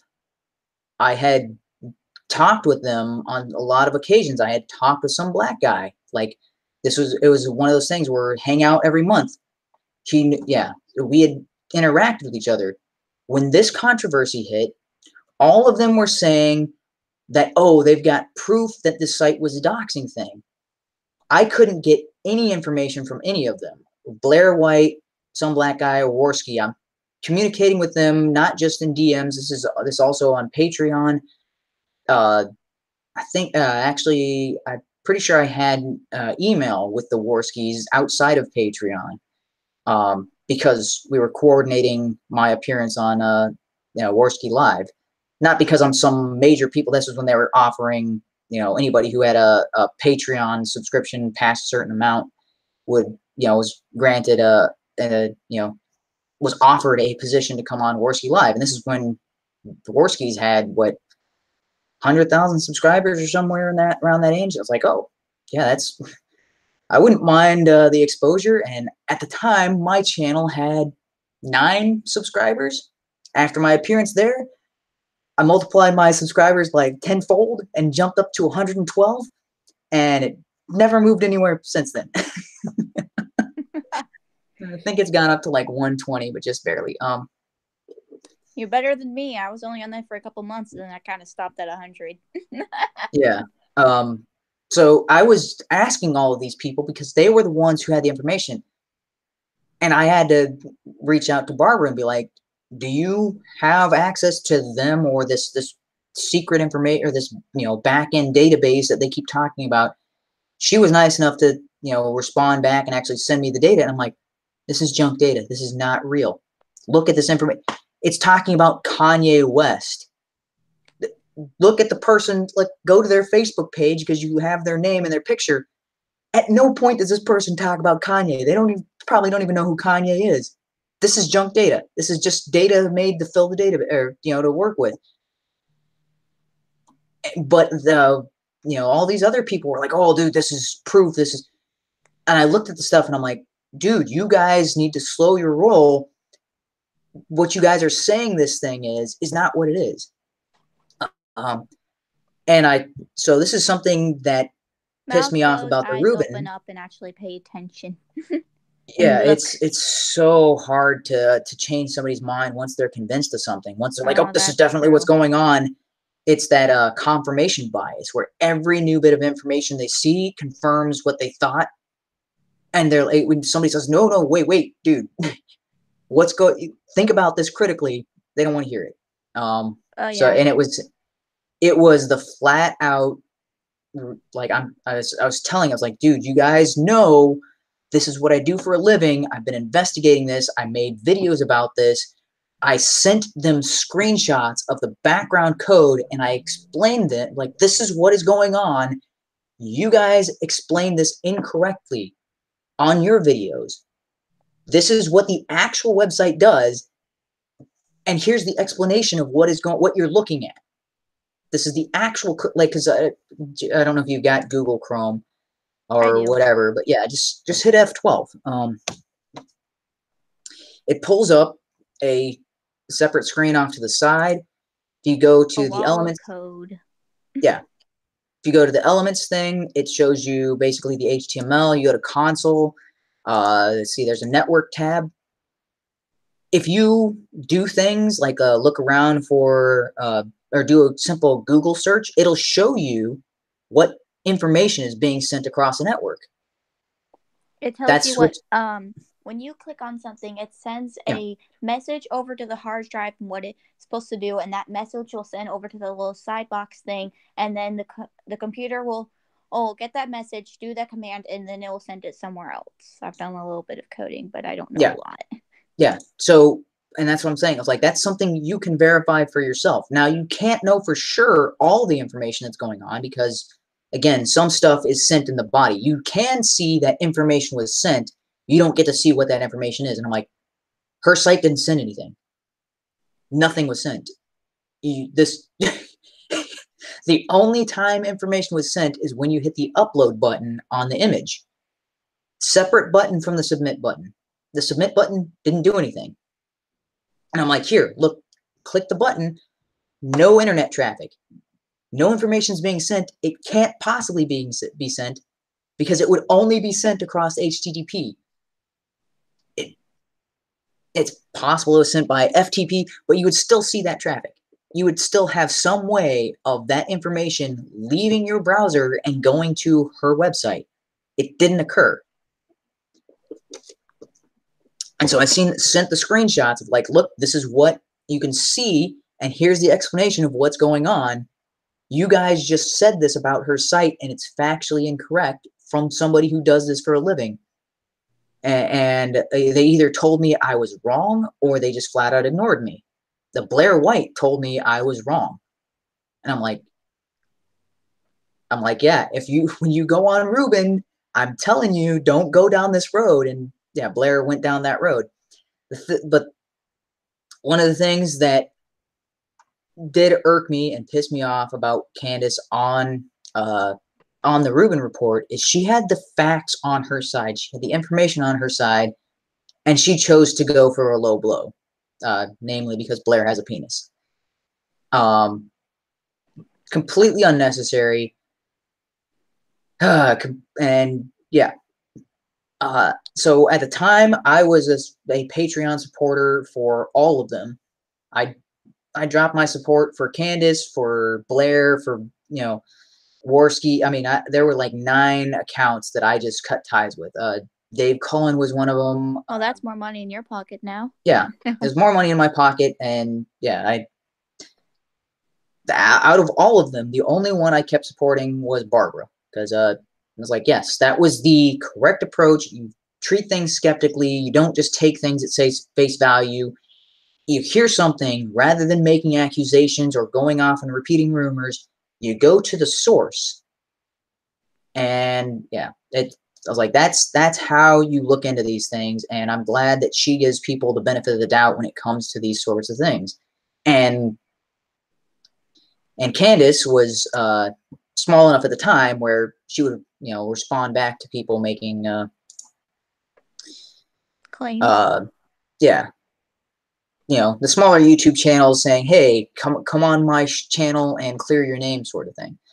And that's what she was allowed to do on Barbara's channel. Okay, so, all right, yeah, been blabbering on for way too long about this whole, but yeah, I had background. I had investigated this. I made multiple videos about this. So when I heard my 2 cents talking about this, I'm like, wow, that's completely different from the actual truth of the situation.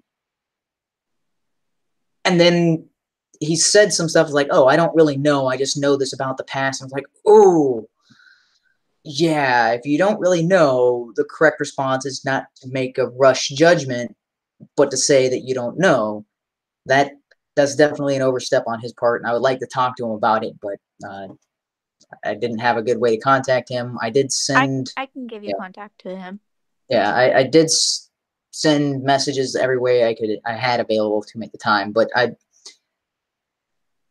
yes, I usually make it a rule, never call out somebody or criticize someone unless you give them the opportunity to defend themselves. That's usually, I mean, that's just common policy at this point. Yeah, that's so. I mean, I've tried to reach out to him, and yes, he is invited on my channel. I'm not going to make a claim about him or his opinion and then not give him the opportunity to come back. That's oh, that was the other thing that was super cringy about this whole thing in 2017 was all these people like, oh, you need to show up on my channel to defend yourself. It's not good enough that you go on these other things and defend yourself. I'm like, God, she went on InfoWars, which is a much bigger platform, and defended her name there and talked about the situation. And then she went on Rubin Report to defend herself. And yeah, unfortunately, turned into a cat fight. That all that does is really just introduce your audience to her, making her more popular, right? You're literally only just helping her with that. Oh, with the people who are saying, come on my channel and defend yourself. Huh? Yeah. So the people who are saying, come on my channel and defend yourself, sort of thing. Or... Well, no, I was just saying in general, if all these people are asking, no, you have to go online, or whatever. Oh, no, they were, she was in the spotlight. They were trying to leech off of that spotlight and grow their channels. So what they weren't concerned about giving her more of an audience. They were Oh, like, I'm oh, I sorry, need to get sorry. on more You of an said audience. she Yeah. was still small during the time, so I thought it was Yeah. before she hit No, 720. My bad. she blew up into like a 200,000 subscriber channel within like Yeah, 3 that's months or right. something like that. Yeah, Sorry, she time shot is like blurred for me. yeah, yeah. She came out of nowhere and shot right up to the 200,000 mark or Yeah, I something like remember that. something about Still, that. but 200,000 is like that's where Barbara is at the moment, and she still talks with people like on a regular basis and still DMs and things like that, responds to emails. So and Gorski's were kind of the same. They were around that 200,000 mark. I think at the time they were around 100,000, but yeah, they'd still interact with people. Once you start to get closer to 1 million, there's too many people to interact with. So That's why you that's what have I'm saying is like, yeah, this Patreon. small, yeah, Yay. yeah. Candace was still small enough to be approachable at the time, but not not so small as to be insignificant and not worth having her on their channels in order to boost their audience. Yeah. Yeah. So it would be kind of, so I know, yeah. So again, I do want to, I'm not going to criticize my two And the thing I'll friends just too say for two severely. I'm cents, trying, I'm hopefully not I gonna haven't act like as if badmouthed them. I I know still, him. I'm not gonna act like I know his yeah. claims or if he did facts or not, or if he was just jumping a gun or whatnot. I'm not going to put words into his mouth because I am not him. I'm gonna just speak for what I know, and if he has evidence against me being a hypocrite or whatever, fine. Okay, yeah. But So I'm I not would gonna like to like know what I if his said about opinion him. has. Oh. He will make his own claims for what he's gonna say, and I'm not gonna act like as if he actually did have evidence beforehand. It was just a casual stream or whatnot, or if he did just jump the gun. I'm not gonna act like I know him or whatnot. I'm just giving him the benefit of the doubt, or he could have just made an honest mistake. As I said, giving benefit of the doubt. I'm leaning more towards mistake, and he seems like a rational enough guy where he would be like, oh. Yeah. And I'm something this hoping that big, that's the like case. honestly, He I'm says, not my really bad. surprised. I would have made the exact same mistake, so it's fine. Yeah, it's one thing to make a mistake. It's one of those things if you double down on that mistake, which Ted I will say he Lieu got very passionate in it. yeah, that the Ted Lieu guy has been doubling down and tripling down on what happened. So this was, if you haven't seen the whole thing on the C-SPAN, Candace Owens performance is probably not the right word, but it's the way that I stay out of a lot of conversations, oh, so I don't know a lot about it. okay. Everything when the It's definitely worth watching. I'm going to send a link for, in the description of this video to one of the to a YouTube video that's basically like every time Candace Owens was allowed to respond. It's like kind of like a montage of all the things she said. So not so much what everybody was saying about her, but this was every response she was allowed to give, sort of thing. Yeah, absolutely brilliant. So from her opening testimony, which PragerU, she's got a show on PragerU now, and she's she had Roseanne Barr as one of her guests, and she had a Black Lives Matter leader on her. Yeah, so she's had a couple of pretty big guests on there. The PragerU broadcast the entire opening testimony before Congress. It was, spot on opening statement by Candace. Incredibly insightful. Took Democrats to task and be like, yeah, this is what you're doing. You're race baiting, and this is a preview for 2020. I'm like, yeah, that's exactly what they're doing. That's exactly the reason why they're having this this committee get together and discuss white nationalism and racial tensions. I don't remember what exactly the focus of it, but that's essentially what they're talking about. Hate crimes and white nationalism and stuff like that is supposed to be the emphasis of this committee. So the main thing that everybody was talking about is Ted Lieu gets up there and he plays this video clip. And in the clip, Candace does talk about Hitler. So she talks about Hitler and she says, if Hitler was a nationalist and he had just kept things within Germany and with his own people and had just put his people first, that wouldn't have been a problem. The problem is he set his sights outside of Germany and then started taking over and started wanting everybody to become German and everybody. And for some reason, Ted Lieu looks at this clip and is like, oh, she's defending Hitler. And she said he would have done nothing wrong if he had just stayed within his own borders. I'm like, but the full clip, she's not actually, Hitler isn't the focus of what she's talking about. The focus of what she's talking about is nationalism, because Trump has said he is a nationalist. And when Trump says he's a nationalist, everybody's like, oh, he's a Hitler. He's going to, he wants to gas the Jews and take over the world. I'm like, no, all the founding fathers of the U.S. were nationalists. George Washington, Jefferson, read what they wrote about the U.S. They took pride in the country that they had built. They were nationalists. They didn't put the interest of France. Having pride within your own country and having and liking your own country isn't necessarily a bad thing. And that is entirely, if you listen to all of Candace's speech, that's what she is saying. She's like, yeah, if Hitler had been an actual nationalist, and had he put his people first, and had he not tried to take over the world, and had he been like, okay, we need to put the German people first and protect German interests. The thing that's not that wouldn't have been a problem. The thing that stumped me on about that when I first heard it on 2 Cents was just, then what about all the German Jews he gassed or whatever? That's where he first hit, if I remember correctly. That's where I first jumped to. Yeah. So, but that wasn't part of the discussion. It wasn't Hitler did nothing wrong, because she clarifies, is like, yeah, Hitler was a bad guy. This is not a defense of Hitler. This is a defense of the idea of nationalism. And what Hitler actually did, if Hitler had just stayed in Germany, then he would have been a nationalist. He wasn't a nationalist. He took his ideas and wanted to spread them globally. He was a globalist. So the idea of saying, oh, somebody said there's a nationalist, that means they're basically Hitler. I'm like, Hitler wasn't a nationalist. By the definition of a nationalist, or by the actions of what you would expect nationalists to do, Hitler didn't follow them. He wanted to spread to, it's not just putting the German people first, it's putting the German people ahead of every other country and making them the only country. It's like, that's not nationalist. That is imperialism or globalism.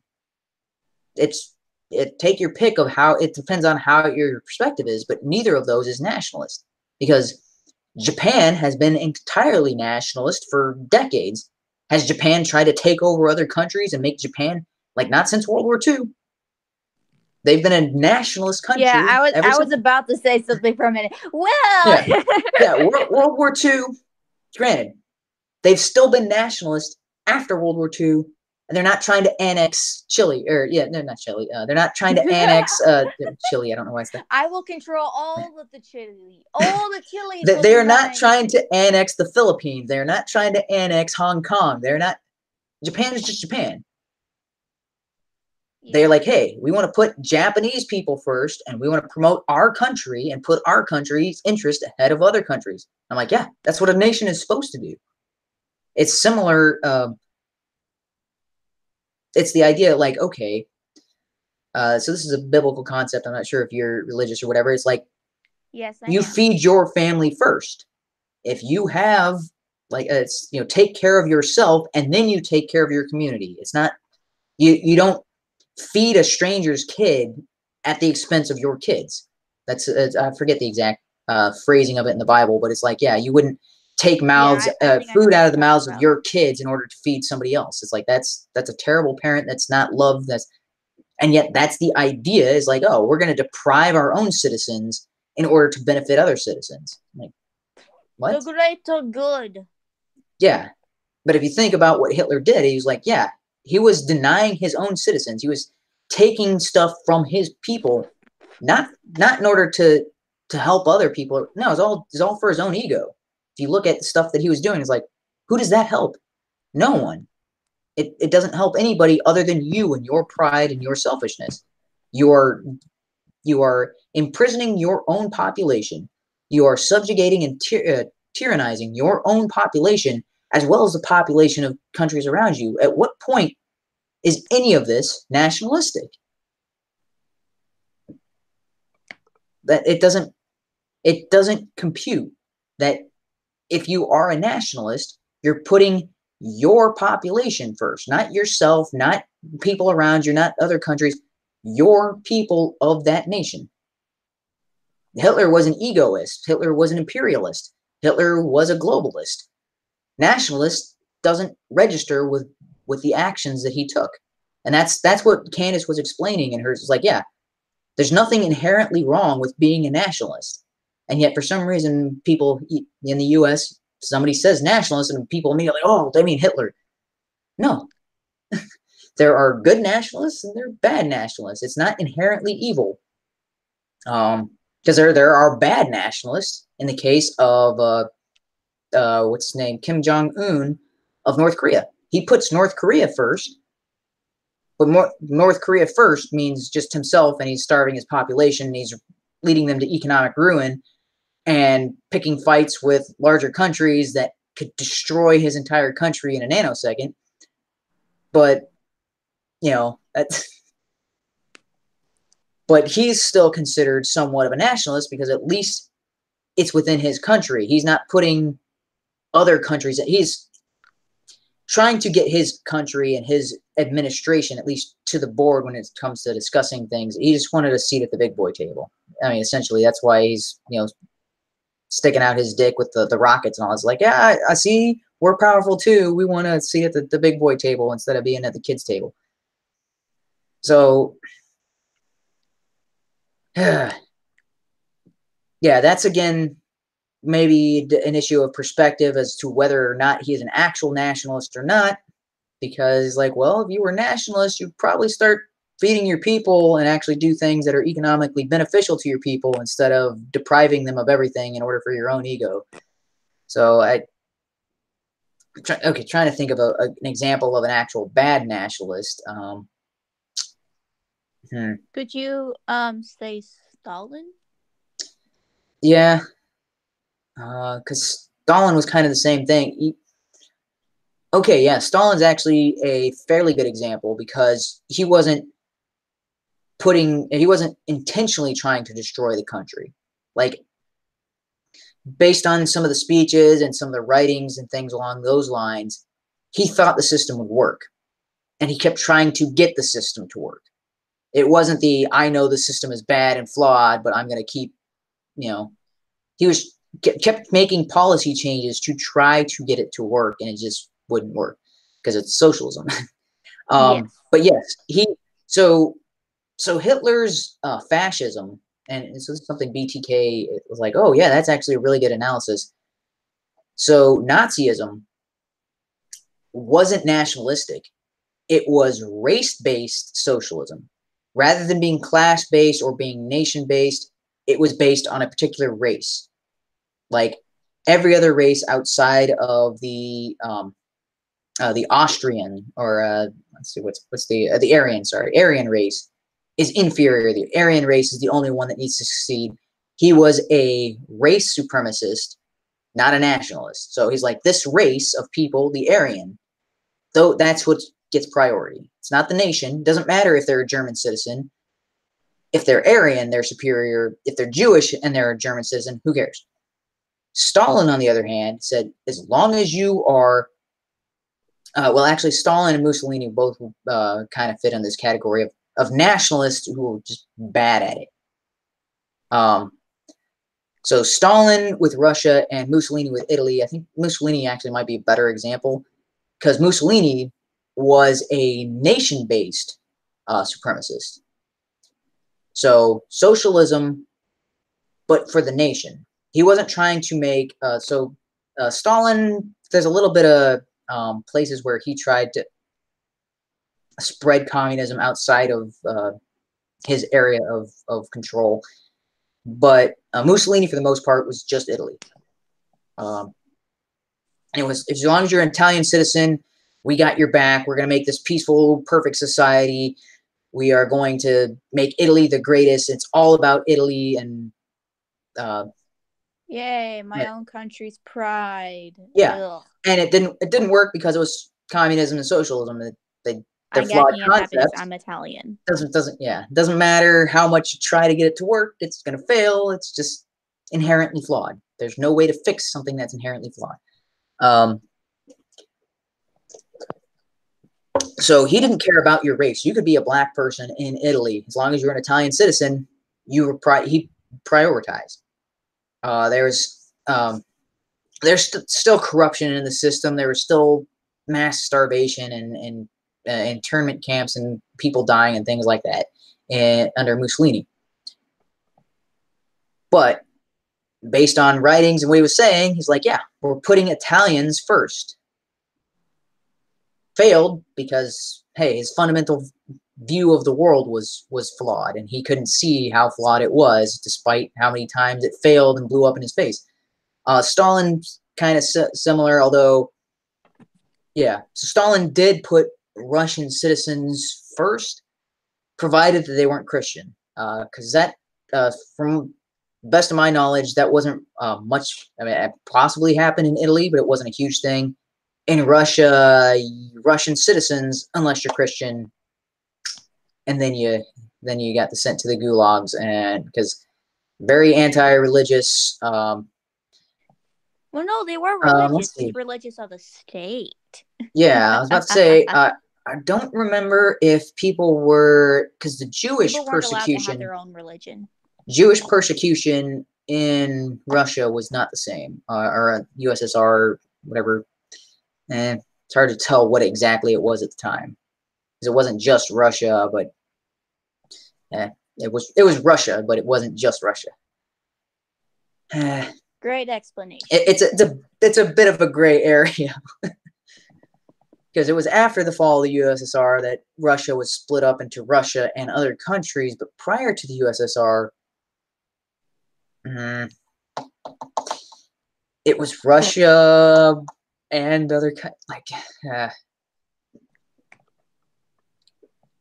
the dividing lines between country wasn't as clear back then, because that was it was what, after World War II, and yeah, they did take over stuff during World War II, and were allowed to keep that. That was not Russia, but became Russia, and then became the USSR once it went communist.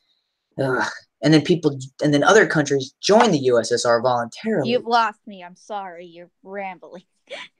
Yeah, it's a bit of it's a confusing mess of what was and was not actually Russia. So I'm I'm not gonna be the one to try to pick that apart. You said the better example. Let's move on. Yeah. Mussolini would be a better example of a nationalist who's just bad because of bad policies and bad viewpoints. Yeah. Still tried to make to make Italy first over others. Yeah. Yeah. The path to hell is lined with good intentions. Yeah. Yeah, but that's something that leftists and Democrats get backwards. Because they don't care if the results are bad as long as your intentions were good. And if they think your intentions are bad, it doesn't matter if the results are good. Like, what? Your intentions were... I was like, but the results are what the results you wanted, but you're like, oh, but they had bad intentions, so they shouldn't do that. And you're like, what?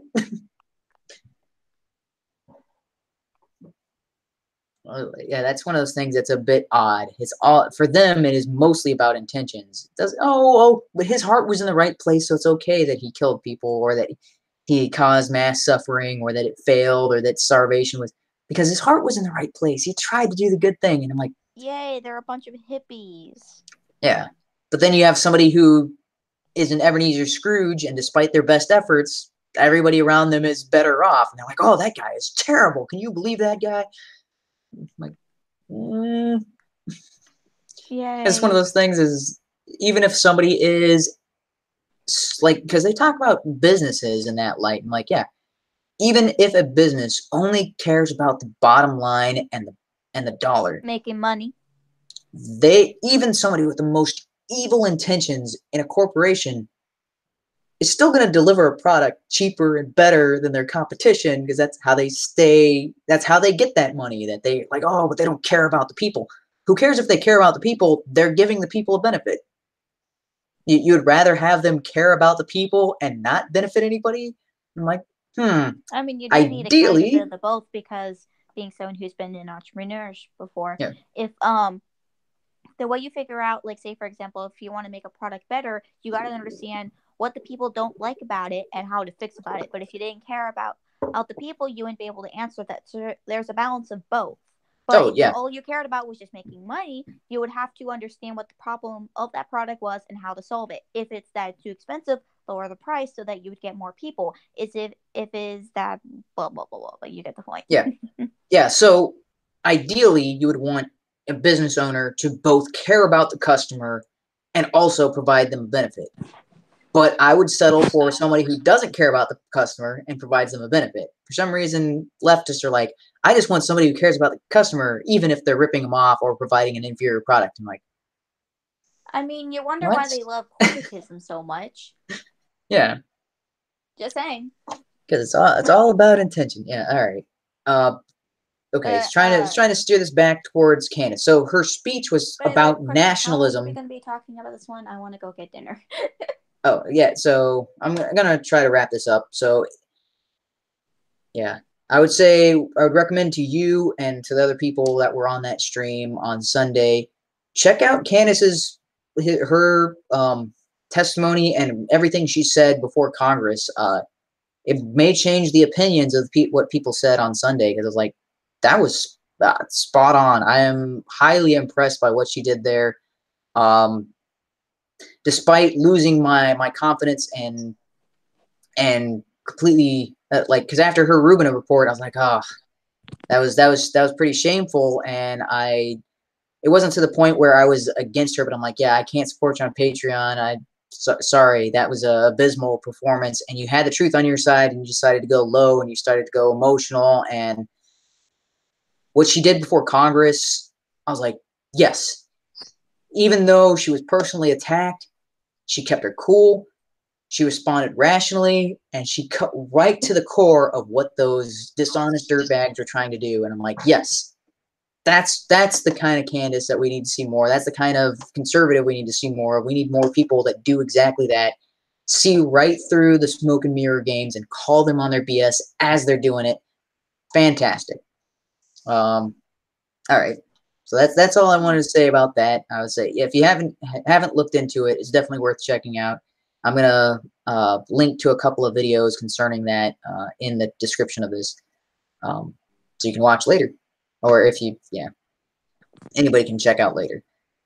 So I do a weekly stream if you're interested. Thank you for joining me. Sorry, I was trying not to attack people who weren't here, so I was trying to invite people, but yeah, I'm the only one that came. Yeah, I still think My 2 Cents is a rational guy. I still like his channel. I still like his content. The benefit of the doubt for the last stream. Yeah, I generally do think that he's a logical person. It's just a misunderstanding or something. I think it was misinformation that he was getting from other sources and wasn't properly vetting.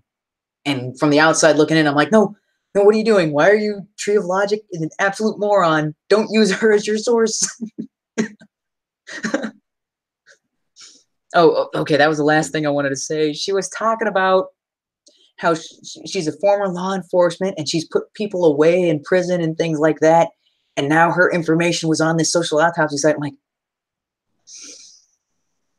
the court records have your name. If you are the arresting officer, they know what you look like already. And they have your name from the court records. You absolute retard. I'm like, they don't need social autopsy. They have that information. Their lawyers have that information because you were involved in their prosecution. Yeah. Tree of Logic. Are you done ranting? Yeah, Tree of Logic is the exact opposite of logic. Absolute moron. I don't know why anybody takes her seriously. So not just the Candace Owens thing, but I've watched some of her other videos. I'm like, how does she have any followers right now? How do most people have followers? I am pretty firmly convinced she has an IQ that's probably like 81 or 82, so like just the side of not being retarded. Not being diagnosed as retarded, but an absolute moron. Yeah. All right. Sorry about the rant. I was trying to wrap this up. Yeah. Tree of Logic is not a good source when you're trying to. Yeah, and yet. Sorry, I don't mean to badmouth My 2 Cents, but that was like the source that he kept bringing up, and I'm like, what's going on here? Am I being punked? How are you using her as a source? She's a bad source. All right. All right. Thank you for showing up, and I hope you pass on the information. At least tell 2 cents that he should check out Candace. I made a group chat with him and you and I, so you can go talk to him yourself, because I will link the video. Yeah, I'll link the video of Candace before Congress. I was like blown away. I was like, yeah, that's what we need to see more of. Would be glad to see more people standing out and calling leftists out on their BS as they're doing it. It's absolutely incredible. Again, thank you, Mag, for joining me. And hopefully the people that I criticize will. I don't mean to criticize you without giving you a chance to defend yourself. So if you would like to defend yourself, either comment, talk to me in Twitter, or some way of contacting me back. All right. Thank you very much. And on that, I'm going to stop broadcasting.